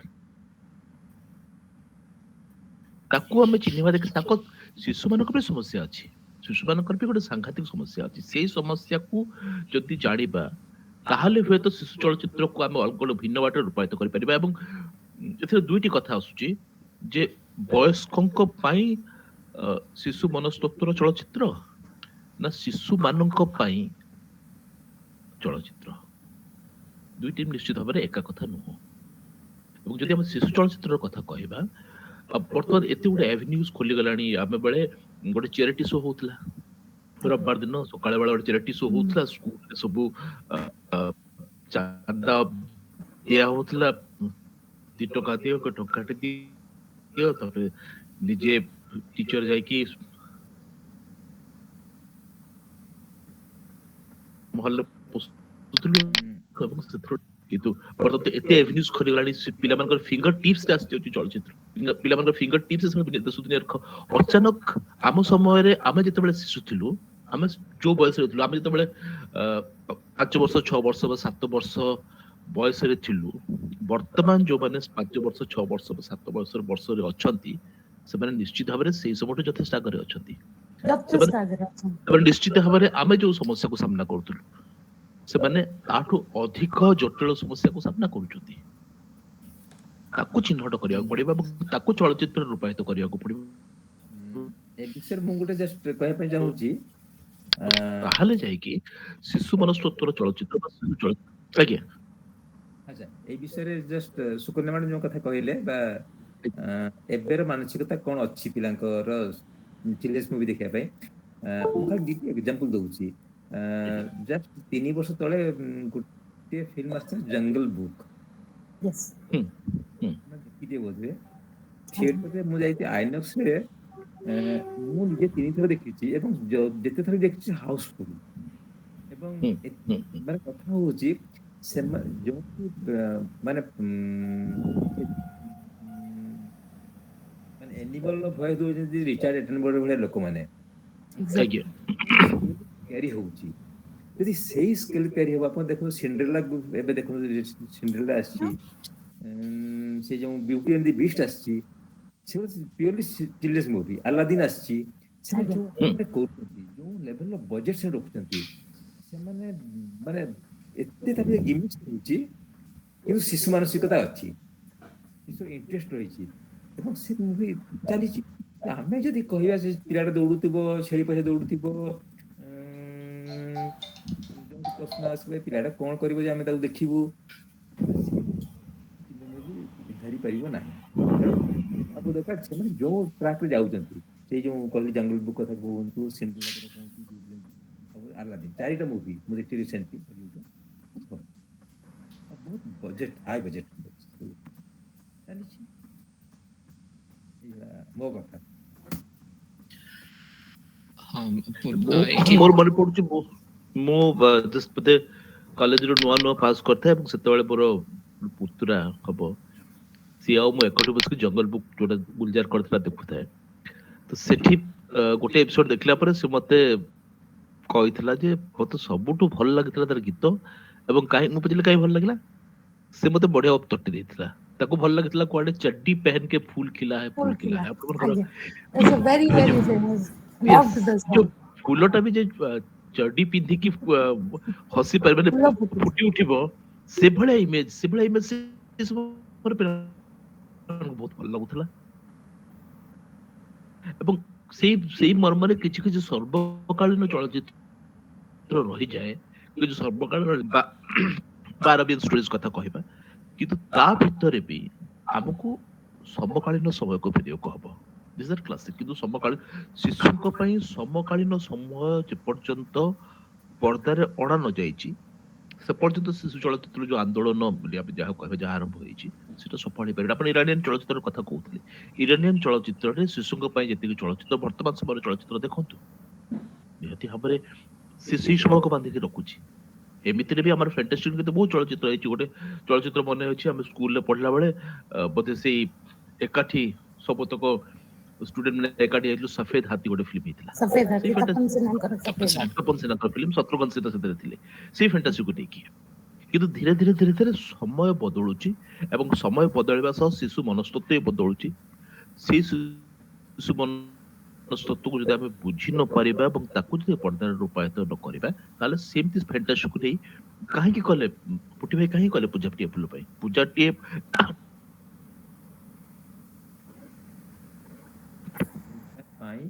ଫୁଲ ଚିତ୍ରରେ ଯୋଉ ସର୍ବକାଳୀନ ଆବେଦନଟି ଅଛି ସେଇ ଆବେଦନ ହିଁ ତାକୁ ଗୋଟେ ଶିଶୁର ମନସ୍ତତ୍ଵକୁ ଉଜାଗର କରୁଛି ସେଇ ଆବେଦନ ସବୁଦିନ ପାଇଁ ଅଛି ଆଉ ସେମିତି କିଛି ଆବେଦନ ସେମିତି କିଛି ସମସ୍ୟାକୁ ଆମକୁ ଖୋଜିବାକୁ ପଡିବ ଯାହା ପୁରୁଣା ସମୟକୁ ବି ରିଲେଟ କରୁଥିବ ନୂଆ ସମୟକୁ ବି ରିଲେଟ କରୁଥିବ ଆଗେ ପିଲାମାନଙ୍କ ଶିଶୁ ସାହିତ୍ୟ ବହୁତ ବନୁଥିଲା ଏବେ 15-20 ବର୍ଷ ହେଲାଣି ଶିଶୁ ପତ୍ରିକା ବନ୍ଦ ସେ ପିଲା ବି ଗପ ପଢିଆ ସେ ଛାଡ଼ିଦେଲେଣି ଏବେ ଏକାଡେମିକ ପ୍ରେସର ବହୁତ ରହୁଛି ଆଉ କିଛି ବି ସମୟ ଯଦି ମିଳୁଛି ସେମାନେ ମୋଷ୍ଟଲି ଆନିମେସନ କି ଆନିମେ ଦେଖୁଛନ୍ତି ତେଣୁ ସେମାନେ ସିନେମା ବି ବହୁତ କମ୍ ଦେଖୁଛନ୍ତି ତେଣୁ ଏଇ ପରିପ୍ରେକ୍ଷୀରେ ଆପଣ କୋଉଠି ଦେଖୁଛନ୍ତି ମାନେ ଶିଶୁ ଚଳଚ୍ଚିତ୍ର କୁଆଡକୁ ଯାଉଛି ଗୋଟେ ଆମେ ପଢିଲା ବେଳେ ଗୋଟେ ଗପ ଥିଲା ମୁଁ ଜାଣିବାରେ ବୋଧେ ପ୍ରାୟ ସମସ୍ତେ ଉଣାଧିକ ସେ ଗପ ପଢିଥିବେ ସ୍କୁଲରେ ପଢାଉଥିଲା ମିମିର ସାହିତ୍ୟ ଶିକ୍ଷା ବାମଚରଣ ମିତ୍ରଙ୍କର ଏଇ ଗପଟି ପ୍ରାୟ ସମସ୍ତେ ପଢିଥିବେ ମିମିର ସାହିତ୍ୟ ଶିକ୍ଷା ର ହାଲକା ଆଧାରରେ ତିଆରି କରାହେଇଥିଲା ଅକାରା ଯୋଉ ଚଳଚ୍ଚିତ୍ର ସୁଭାଷ ଦାସ କରିଥିଲେ ଆଉ ପୁଟି ପାଇଁ ଯାହା କଥା କହୁଥିଲେ। ବର୍ତ୍ତମାନ ଶିକ୍ଷାର ବୋଝ ଏତେ ବେଶୀ ବଢି ଯାଇଛି, এই ସମୟର ପିଲାମାନଙ୍କ କଥା କହୁଛି, ଏତେ ବେଶୀ ଶିକ୍ଷାର ବୋଝ ବଢି ଯାଇଛି ଯେ ଆଉ ବେଗ ଏତେ ବେଶୀ ଓଜନ ହେଇଯାଇଛି ଯେ ଆମେ ଆକ୍ଚୁଆଲି ଶିଶୁ ମାନଙ୍କ ଭିତରୁ ଶୈଶବକୁ ମାରି ଦଉଛୁ। ବର୍ତ୍ତମାନର ଶିକ୍ଷା ବ୍ୟବସ୍ଥା ଯାହା ଏକଡା ସମସ୍ତେ ସ୍ୱୀକାର କରିବେ। ଆପଣ ଆପଣଙ୍କ ପିଲାଦିନ କଥା ମନେ ପକାନ୍ତୁ। ପିଲାଦିନେ କେତେ ଆପଣ ହସୁଥିଲେ, ବୁଲୁଥିଲେ, ଖେଳୁଥିଲେ, ସେ ସବୁ ଅଛି କି? ପିଲାଦିନେ ଲାଇନ କଟିଗଲେ ଆମେ ହୋ ହେଇକି ଚିତ୍କାର କରୁଥିଲୁ, ହୋ ହେଇକି ଚିତ୍କାର ଘରୁ ବାହାରି ଆସୁଥିଲୁ, ଘରୁ ଲାଇନ ଚାଲିଗଲା ବାହାରେ ବାହାରେ ହୋ ଆସି ଚିତ୍କାର କରି ପଦ୍ୟାନ୍ତ ଖେଳିବା ଆରମ୍ଭ କରୁଥିଲୁ। ଲାଇନ ଆସିଗଲେ ପୁଣି ହୋ ହେଇକି ଘର ଭିତରକୁ ପଶୁଥିଲୁ। ସେ ପିଲାଦିନ ଆଜିକାଲି ଅଛି?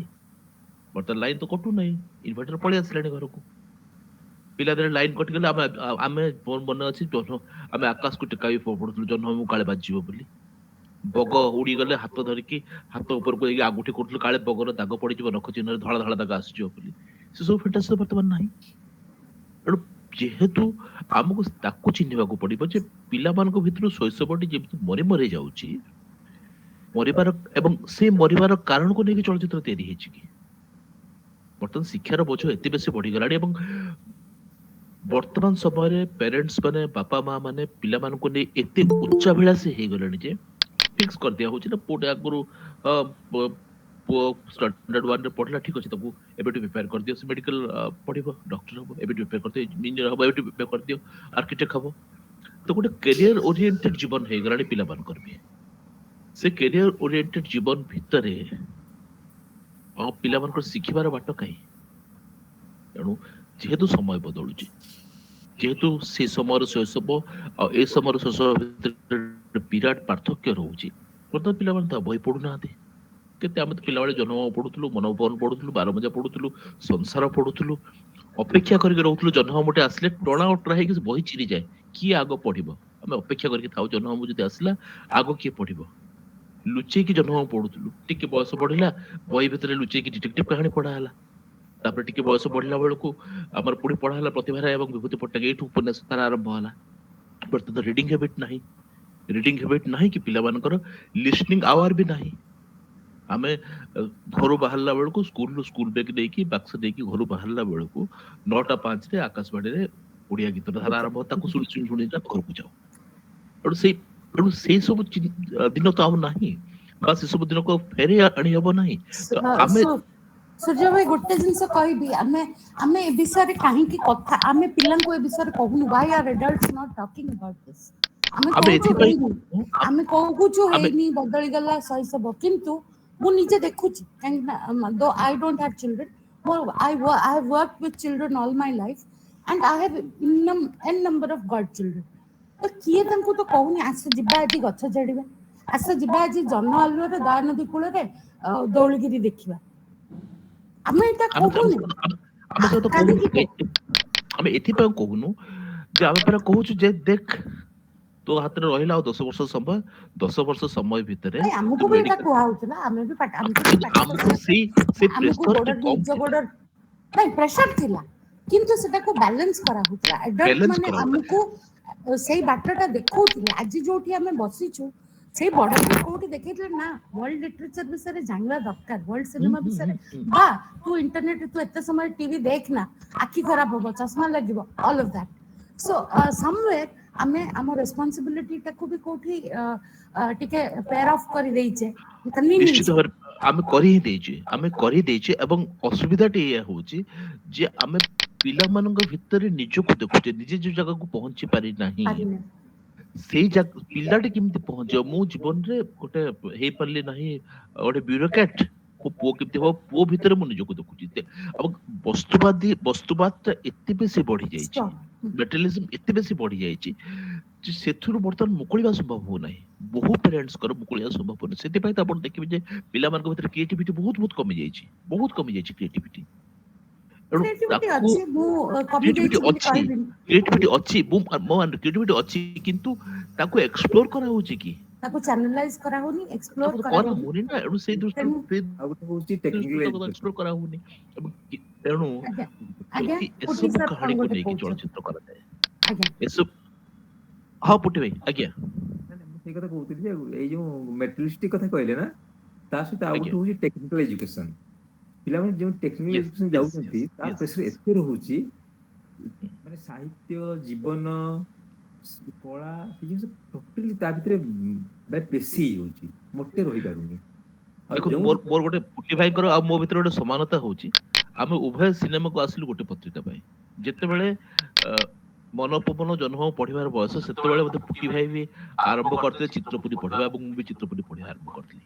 ଚିତ୍ରପୁରୀ ଗୋଟେ ପତ୍ରିକା ଯୋଉଟା ମୁଁ ଅନ୍ୟ କାହା କଥା କହିପାରିବି ନାହିଁ ପୁଟି ଭାଇଙ୍କର ଏବଂ ମୋର ଆମେ ଭିନ୍ନ ଆମେ ଆମେ ଚିତ୍ରପୁରୀ ପଢିକି ହିଁ ସିନେମା ପ୍ରତି ଆକୃଷ୍ଟ ହେଇଥିଲୁ ଏବଂ ମୋର ମନେ ଅଛି ଯେତେବେଳେ ଆମେ ଏଠି ଗୋଟେ ଏକ୍ଜିବିସନ କରିଥିଲୁ ଓଡିଆ ଚଳଚ୍ଚିତ୍ର ପତ୍ରିକାର କଭର ଏକ୍ଜିବିସନ 1950 ରୁ 51 ରୁ ଏପର୍ଯ୍ୟନ୍ତ ଚିତ୍ରପୁରର କଭର ଯୋଉଟା ଆସିଥିଲା ସେଠି ପୁଟି ଭାଇ ଆସିକି ସେ କଭର ଆଗରେ ଗୋଟେ ମୁଣ୍ଡିଆ ମାରିଥିଲେ ଏବଂ ମୁଁ ସେତେବେଳେ ଦେଖି ତାଙ୍କର ଆଖିର ଲୁହ ନିଶ୍ଚିତ ତ ପ୍ରଣାମ କରୁଛି। ସେଇଥିପାଇଁ ଯୋଉମାନେ ବି ପ୍ରଭାବିତ କରିବା କଥା ପ୍ୟାରେଣ୍ଟସ ମାନେ ଯେତିକି ପ୍ରଭାବିତ କରିବା କଥା ସାହିତ୍ୟ ପ୍ରତି କି କଳା ଆଜି ପ୍ରତି କି ଆର୍ଟ ପ୍ରତି ସେଇ ପ୍ରଭାବଟା ଆମେ ଦେଉ ପାରୁନାହୁଁ।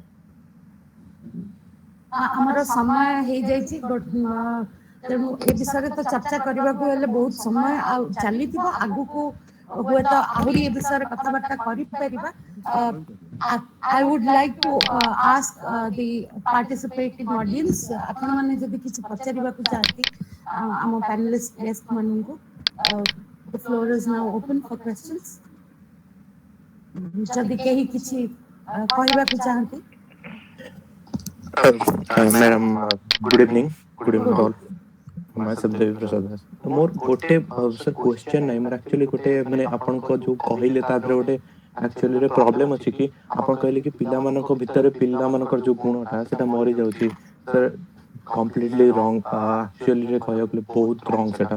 ସାର୍ ଆମେ ଯଦି ସେଇଟା ବି ତାଙ୍କୁ ଆଟାଚ୍ ହେଲା ଭଳିଆ ଯଦି କୌଣସି ଷ୍ଟୋରିର ଫିଲ୍ମ ବନେଇ ହେବ ତାହେଲେ ଆମେ ସିଓର ତାଙ୍କୁ ଆଟାଚ୍ କରିପାରିବା। ଯେମିତିକି ସାର୍ ଫ୍ରୋଜେନ୍ 2 ବୋଲି ଗୋଟେ ଫିଲ୍ମ ଆସିଥିଲା ଆମେ ଆଇନକ୍ସରେ ତାକୁ ଦେଖିବାକୁ ଯାଇଥିଲୁ ସରି ମୁଁ ଟିକେ କହୁଛି ମାନେ ସେଠି ସାର୍ ଓଲାଫ ବୋଲି ଗୋଟେ କ୍ୟାରେକ୍ଟର ଥିଲା ଖାଲି ସେଟା ହଉଛି ବରଫରେ ତିଆରି ସାର୍ ତା ପାଇଁ ସିଟି ମାରୁଥିଲେ ଆଡଲ୍ଟ ମାନେ ବି ଛୁଆମାନେ ବି। ତ ସାର୍ କୋଉଠି ନା କୋଉଠି ଆମେ ସେ ଆଟାଚମେଣ୍ଟକୁ ଆମେ ପାରୁନାହାନ୍ତି ଯୋଉଠିକି ମାନେ ବୁଝିପାରୁଥିବେ ଆପଣ ଯେ ସାର୍ ଆମକୁ ସେଇଟା ମାନେ ତାଙ୍କ ଷ୍ଟୋରି ଏମିତି ବନେଇବାକୁ ହବ ଯେମିତିକି ଆମକୁ ଆଡଲ୍ଟ ମାନଙ୍କ ସହିତ ବି ଆଟାଚ୍ ହେଇପାରୁଥିବେ ଆଉ ଛୁଆମାନେ ବି ଆଟାଚ୍ ହେଇପାରୁଥିବେ। ଯେମିତିକି ଜଣେ 80 ବର୍ଷର ଲୋକ ବି ଦେଖିପାରୁଥିବ ଆଉ 7 ବର୍ଷର ଛୁଆ ବି ଦେଖିପାରୁଥିବ। ଆଉ ସେଇଥିପାଇଁ ଦ୍ୟାଟ୍ସ ୱାଇ ଡିଜନି ପିକ୍ସାରର ସବୁ ଫିଲ୍ମ ଏତେ ସକ୍ସେସଫୁଲ। ଏମିତି ନୁହେଁ କି ସେମାନଙ୍କର ହାଇ ବଜେଟ୍ ପାଇଁ ସେମାନେ ସକ୍ସେସଫୁଲ। ସେମାନେ ସବୁ ମାନେ ଦର୍ଶକ ଶ୍ରେଣୀ ସହିତ ଆଟାଚ୍ କରିପାରନ୍ତି ସେମାନଙ୍କ ଷ୍ଟୋରି। ମୋର ଏତିକି ସବୁ କହିବାର ଥିଲା।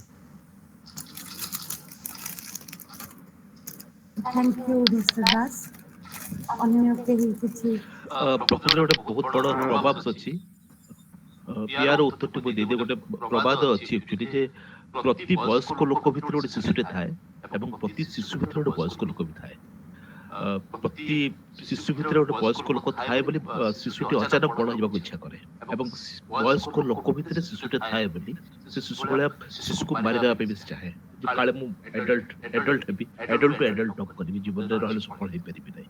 କିନ୍ତୁ ଏଇ ଦିଟାକୁ ଯଦି ଆମେ ଚିହ୍ନି ପାରିଲେ ନାହିଁ ଏବଂ ଏଇ ଦିଟା ଭିତରେ ଯଦି ଆମେ ସାମଞ୍ଜସ୍ୟ ରଖିପାରିଲେ ନାହିଁ ଏବଂ ତାକୁ ନେଇକି ଯଦି ଚଳଚ୍ଚିତ୍ର ତିଆରି କରିପାରିଲେ ନାହିଁ ଫ୍ରୋଜେନ୍ 2 କଥା କହିଲେ ଫ୍ରୋଜେନ୍ 2 ମୁଁ ଦେଖିଛି ଯୋଉ କଥା କୁହାହଉଛି ଯୋଉ ସମସ୍ୟାର କଥା କୁହାହଉଛି ଯୋଉ ସମାଧାନର କଥା କୁହାହଉଛି ଯୋଉ ଉପଭୋଗର କଥା କୁହାହଉଛି ତାହା ଆମ ଓଡିଆ ସିନେମାକୁ ଆସିପାରେ ନାହିଁ। ଆଉ ପ୍ରକୃତରେ ଓଡିଆ ସିନେମାକୁ ବହୁତ କିଛି ଆସିପାରେ ନାହିଁ କେବଳ ଶିଶୁ ଚଳଚ୍ଚିତ୍ର କାହିଁକି ଓଡିଆ ସିନେମାରେ ବିଜ୍ଞାନ ଭିତ୍ତିକ ଚଳଚ୍ଚିତ୍ର କଣ ଅଛି କିଛି ନାହିଁ। ଗୋଟେ ଚମତ୍କାର ଡିଟେକ୍ଟିଭ ଚଳଚ୍ଚିତ୍ର କଣ ଅଛି କିଛି ନାହିଁ। ଗୋଟେ ଚମତ୍କାର ଅନୁସନ୍ଧାନ ଧର୍ମୀ ଚଳଚ୍ଚିତ୍ର କଣ ଅଛି କିଛି ନାହିଁ। ଆମମାନେ ଗୋଟେ ନିର୍ଦ୍ଦିଷ୍ଟ ଶଗଡ ହୁଳାରେ ଚାଲିଛୁ ଗୋଟେ ନିର୍ଦ୍ଦିଷ୍ଟ ଶଗଡ ହୁଳାରେ ଚାଲିଛୁ କେତେବେଳେ ଟିକେ ଶଗଡ ହୁଳ ହଟିଯାଏ ଆଉ ଗୋଟେ ହୁଳା ତିଆରି କଲା ବେଳକୁ ଜିନିଷ ସଫଳ ହେବା ପୁଣି ତା ପଛରେ ସମସ୍ତେ ଚାଲିଲେ। ପରୀକ୍ଷା ନିରୀକ୍ଷାର ସୂତ୍ର ପ୍ରାୟତଃ ଆମର ନାହିଁ ଦୁଃଖର ସହ କହିବାକୁ ହଉଛି। ଯେତେବେଳେ ସେଇ ସୂତ୍ରଟି ଆସିବ ସେତେବେଳେ ହୁଏତ ଭଲ ସିନେମା ନିହାତି ତିଆରି ହବ। Sir sorry but actually sir मु फास्ट मीटिंग रे भी प्रॉब्लम टा कहितली कि सर मु होची गोटे माने स्क्रीन राइटिंग सिखिची मु सर यूट्यूब रे देखि कि स्क्रीन राइटिंग सिखिची और स्क्रीन प्ले लिखिबा सिखिची सर किंतु एटा हैला कि हम प्रॉब्लम कि हमें माने आपण पाखरे पहुंचे पारुनु जो माने चाहउचंती कि सिनेमा जगत भल हो सेमान पाखरे हमें पहुंचे पारुनु हमको ना कोनोसी कांटेक्ट करबार मेथड रहउची ना जो माने भल चाहउचंती सेमान पाखरे पहुंचे पे कोनोसी मेथड नै किंतु जो माने खाली पहुंचे पे खाली कमर्शियल वाला ही मिलुचंती सर आपण माने भलिया माने सर आपण ସେଇଟା କିଛି ଗୋଟେ କରନ୍ତୁ ତାହା ହେଲେ Let us ଏବେ ତାକୁ ଆକ୍ଚୁଆଲି ଓଡିଆ ସିନେମାରେ ପୁଟି ଭାଇ ବେଟର କହିପାରିବେ ଓଡିଆ ସିନେମାରେ ସବୁ କାଳରେ ଗୋଟେ ଗୋଟେ ନିର୍ଦ୍ଦିଷ୍ଟ ଲଜିକୁ ନେଇ କାମ କରା ହୁଏ ଓଡିଆ ସିନେମାରେ କାହିଁକି ଏଇଟା ହିନ୍ଦୀ ସିନେମାରେ କିଛି କିଛି ହୁଏ ଗୋଟେ ଗୋଟେ ଗ୍ରୁପ ହେଇଗଲା ଏଇଟା ପ୍ରଶାନ୍ତ ରଥ ଗ୍ରୁପ ଏଇଟା ମହମ୍ମଦ ମାସିମ ଗ୍ରୁପ ଏଇଟା ଏବେ ସୁଶାନ୍ତ ମଣି ଗ୍ରୁପ ଏଇଟା ଏବେ ସଞ୍ଜୟ ନାୟକ ଗ୍ରୁପ ତ ସେମାନେ ଗୋଟେ ନିର୍ଦ୍ଦିଷ୍ଟ ଗ୍ରୁପକୁ ଧରି କାମ କରନ୍ତି ଦୁର୍ଭାଗ୍ୟକୁ ଏଇଟା ହବା କଥା ନୁହଁ କିନ୍ତୁ ଏବେ ତ ଏଭିନିଉଜ ଗୁଡା ଆସିଲାଣି ବହୁତ ନୂଆ ନୂଆ ପ୍ରଯୋଜକ ମାନେ ଆସିଲେଣି ତାଙ୍କୁ କଣ୍ଟାକ୍ଟ କରାଯାଇପାରେ ଏବଂ ଏଥିପାଇଁ ଗୋଟେ ଗୋଟେ ଶୃଙ୍ଖଳାବଦ୍ଧ ଭାବରେ ଏବଂ ଗୋଟେ କଣ କୁହାଯାଇପାରିବ ଗୋଟେ ଆମର ଦେଖା ନିର୍ଦ୍ଦିଷ୍ଟ ରୂପରେଖ ନେଇକି ଗୋଟେ ହୁଏତ ଗୋଟେ ଫୋରମ ତିଆରି କରାଯାଇପାରେ ଯୋଉଠୁ ନୂଆ ଟ୍ୟାଲେଣ୍ଟ ଆସିବେ ଏବଂ ସେଠି ପରୀକ୍ଷା ଏବଂ ସେଠୁ ହିଁ ଏକ୍ସପ୍ଲୋର ହବ ଆମ ଓଡିଆ ଚଳଚ୍ଚିତ୍ରରେ ଓଡିଆ ଇଣ୍ଡଷ୍ଟ୍ରି ବେଶୀ ବହୁତ ବେଶୀ ୱାର୍କସପ ହୁଏ ନାହିଁ ବେଶୀ ଆଲୋଚନା ଆଲୋଚନା ତ ଏବେ ହେବା ଆରମ୍ଭ କରିଛି ଏବେ ବି ବୋଧେ ଏଇ 2-3 ବର୍ଷ ଭିତରେ सर ଆଲୋଚନା ହବା ତର୍ଜମା ହବା ଆରମ୍ଭ ହେଇଛି ଆମର ଏଇ ପ୍ଲାଟଫର୍ମ ଟା ବି ଏଇ ଏକ୍ଜାକ୍ଟଲି ଏଇ ଭଳିଆ ଗୋଟେ ଜିନିଷକୁ ଆଡ୍ରେସ କରିବାକୁ ଆମେ ଆଜ୍ଞା ଚାହୁଁ ଯେତିକି ଓଡିଆ ଇଣ୍ଡି ଫିଲ୍ମ କମ୍ୟୁନିଟି ମାଧ୍ୟମରେ ଫିଲ୍ମ ମେକିଂ କମ୍ୟୁନିଟି ମାଧ୍ୟମରେ ଯଦି କିଛି ଲୋକ ତାଙ୍କର କଥାବାର୍ତ୍ତା ହେଇପାରନ୍ତି ଆମେ ଏଇ ବାଟରେ ସୋ ମିଷ୍ଟର ଦାସ ଆପଣଙ୍କ କଥାଟା ଆଜି ପୁଟି ସର ଆଉ ସୁଜୟ ଭାଇଙ୍କ ପାଖରେ ପହଞ୍ଚିଲା directly so you never know maybe something you will have a conversation I always welcome. Welcome पता सर आपण सारे मोर कांटेक्ट करे बहुत इच्छा होची एक्चुअली सर मु जानि नथिली जे आपण पूजा पेंपलेटर डायरेक्टर बोली more sir favourite Odia film सेटा जय जगन्नाथ आउ आपण सर केमिति कांटेक्ट करियो सर सेटा ମୋ ନମ୍ବରଟା ଏଇଠି ଅଛି ହେଲା ପାଇଯିବେ ଏବଂ ମୁଁ ଅଲୱେଜ ଓପନ୍ ଦେବି ବାବୁ ଆପଣଙ୍କ ସାଙ୍ଗେ ଆମେ ସେୟାର କରିଦେବୁ ପଟି ସାର୍ଙ୍କର contact right thank you sir thank you very much sir ନମସ୍କାର ସାର୍ ନମସ୍କାର ସାର୍ ମୁଁ ସୁଦୂର ରାୟଗଡ଼ାରୁ କହୁଛି ସାର୍ ମୁଁ ଆପଣଙ୍କର ପିଲା ବେଳୁ ସାର୍ ଆପଣଙ୍କର ବହୁତ ବଡ଼ ଫ୍ୟାନ୍ଟା ମୁଁ ଏବେ ସାର୍ ଗୋଟେ ଛୋଟିଆ ୟୁଟ୍ୟୁବ ଚ୍ୟାନେଲ ମଧ୍ୟ କରିଛି ଯୋଉଠି ୟା ପୂର୍ବରୁ ଆମେ କଥା ହଉଥିଲେ ଛୋଟ ଛୋଟ ପିଲାମାନଙ୍କୁ ମୁଁ ବହୁତ ଚାନ୍ସ ଦିଏ ସେମାନଙ୍କ ଦେହରେ କଳାକୁ ପ୍ରସ୍ତୁତ କରିବା ପାଇଁ ତାଙ୍କୁ ଟିକେ ଟିକେ ଶିକ୍ଷା ଦିଏ କେମିତି କରିବ ଏସବୁ କରିକି ମୁଁ ୟୁଟ୍ୟୁବ ମାଧ୍ୟମରେ ଚେଷ୍ଟା ଚଲେଇଛି ସାର୍ ଆପଣଙ୍କ ଆଶୀର୍ବାଦ ଟିକେ ଦରକାର ହବ ଜୟ ଜଗନ୍ନାଥ ସାର୍ ନିଶ୍ଚିତ ଭାବରେ ମାନେ ୟୁନାଇଟେଡ ୱି ଷ୍ଟାଣ୍ଡ ମାନେ ଆମେ ସାର୍ ଡିଭାଇଡେଡ ୱି ଫଲ୍ ଉପରେ କିଛି ଭଲ ଜିନିଷ ବାହାରିବ ସେଥିରେ ମୁଁ ଆଇ ଥିଙ୍କ ସର୍ବେଶ୍ୱର ବାବୁର ଗୋଟେ ପ୍ରଶ୍ନ ଥିଲା ହଁ ସାର୍ ଆକ୍ଚୁଆଲି ଦି ଜଣ ସାର୍ଙ୍କୁ ଗୋଟେ କ୍ୱେଶ୍ଚିନ୍ ମାନେ କ୍ୱେଶ୍ଚିନ୍ କି ସଜେସନ୍ ସେଟା ଥିଲା ଯେ ଯେମିତି ଆମେ ଏଲ୍ଡର ମାନଙ୍କର ଗୋଟେ ଥାଏ ଇନଷ୍ଟିଚ୍ୟୁଟ୍ ଯେ ଆମେ କଳାକୁ ବାହାର କରିପାରୁଛେ ତାଙ୍କୁ ଆକ୍ଟିଂ ଦେଇପାରୁଛେ କି ୱାର୍କସପ୍ ନେଇପାରୁଛେ ତ ଛୁଆଙ୍କର ସେମିତି କିଛି କରି ହବ କି ହୁଅନ୍ତା କି ମାନେ ସଣ୍ଡେ କି ସଟରଡେ କିଛି ୱାର୍କସପ୍ କିଛି ମାନେ କ୍ଲାସ୍ ନେଲେ ତ ସେମାନେ ତାଙ୍କର ବର୍ଷଙ୍କର ପ୍ରପୋଜାଲ ସାର୍ କଳାକୁ ବାହାର କରିପାରିବେ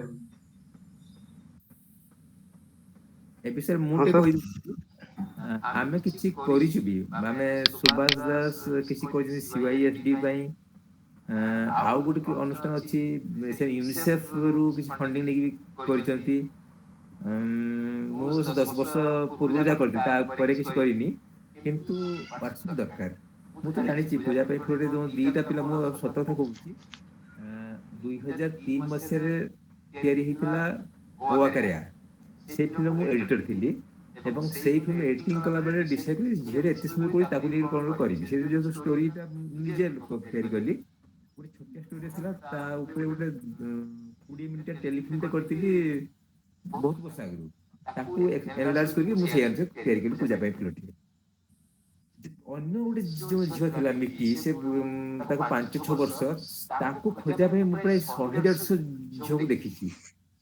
ଖୋଜି ପାଇବା କଷ୍ଟ ହୁଏ ଏବଂ ଆଣିକି ତାକୁ କେମିତି ଦୌଡ଼ିବୁ କେମିତି ପଡ଼ିବୁ ସେ ଏମିତି ଢାଞ୍ଚାରେ ପଡ଼ିଛନ୍ତି, ତାକୁ ଟ୍ରେନ୍ କରିବା ବହୁତ କଷ୍ଟ। କିନ୍ତୁ ସେଠି କଷ୍ଟ ନ ନେଲେ ଭଲ ଜିନିଷ ବାହାରିବନି।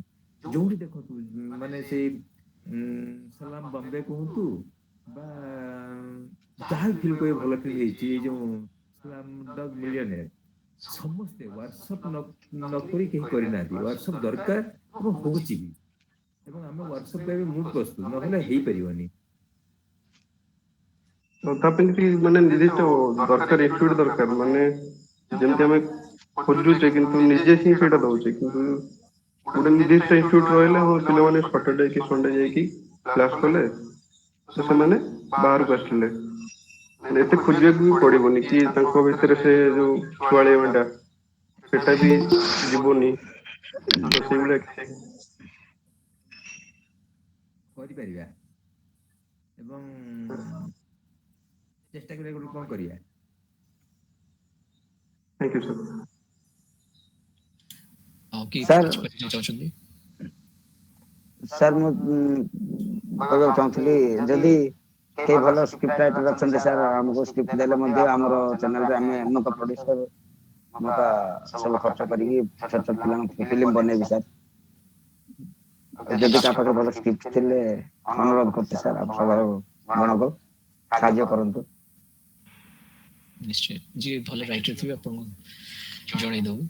ଆପଣ ଚେଷ୍ଟା ବହୁତ କରୁଛନ୍ତି ବହୁତ ଧନ୍ୟବାଦ ସାର୍। ଶୁଭେଚ୍ଛା ରହିଲା। ଆପଣଙ୍କ ଆଶୀର୍ବାଦ ସର୍ବଦା ଦରକାର ସାର୍। ଜୟ ଜଗନ୍ନାଥ, ଜୟ ଜଗନ୍ନାଥ। ଆଉ କିଏ ପଚାରିବାକୁ ଚାହୁଁଛନ୍ତି କିଛି?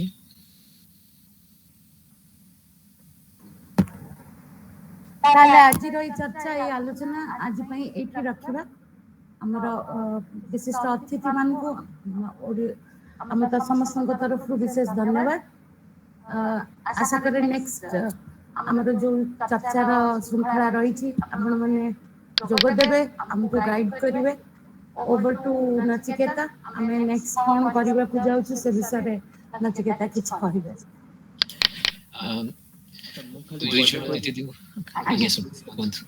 ପଦେ କହିଦଉଛି, ମୋର ନମ୍ବର ଅଛି, ହ୍ୱାଟ୍ସଆପ୍ ଅଛି ବା ଇମେଲ ବି ଅଛି ଆପଣଙ୍କ ପାଖରେ। ଯଦି କେହି ବି ଚାହିଁବେ ଆପଣ ତାଙ୍କୁ ଦେଇଦେଲେ, ଆଇଲ୍ ବି, ଏଇଠି ତ ସମୟ ଲିମିଟେଡ୍, ଏଣୁ ଅନ୍ୟ ଭେନ୍ୟୁ ରହିଛି, ମତେ ଯୋଗାଯୋଗ କରିପାରିବେ anybody up to me. Thank you, sir. Thank you very much. Thank you sir. Thank you. ଆଜି ବହୁତ ସୁନ୍ଦର ଚର୍ଚ୍ଚା ହେଲା ଶିଶୁ ଚଳଚ୍ଚିତ୍ର ବିଷୟରେ। ଆର୍ଥର ଟପିକ ଅଛି ଡିସ୍କସନର ଲିଟରାରୀ ଆଡାପ୍ଟେସନ ଓଡ଼ିଆ ସିନେମା। ଦୁଇ ଜଣ ଅତିଥି ବହୁତ ବହୁତ ଧନ୍ୟବାଦ।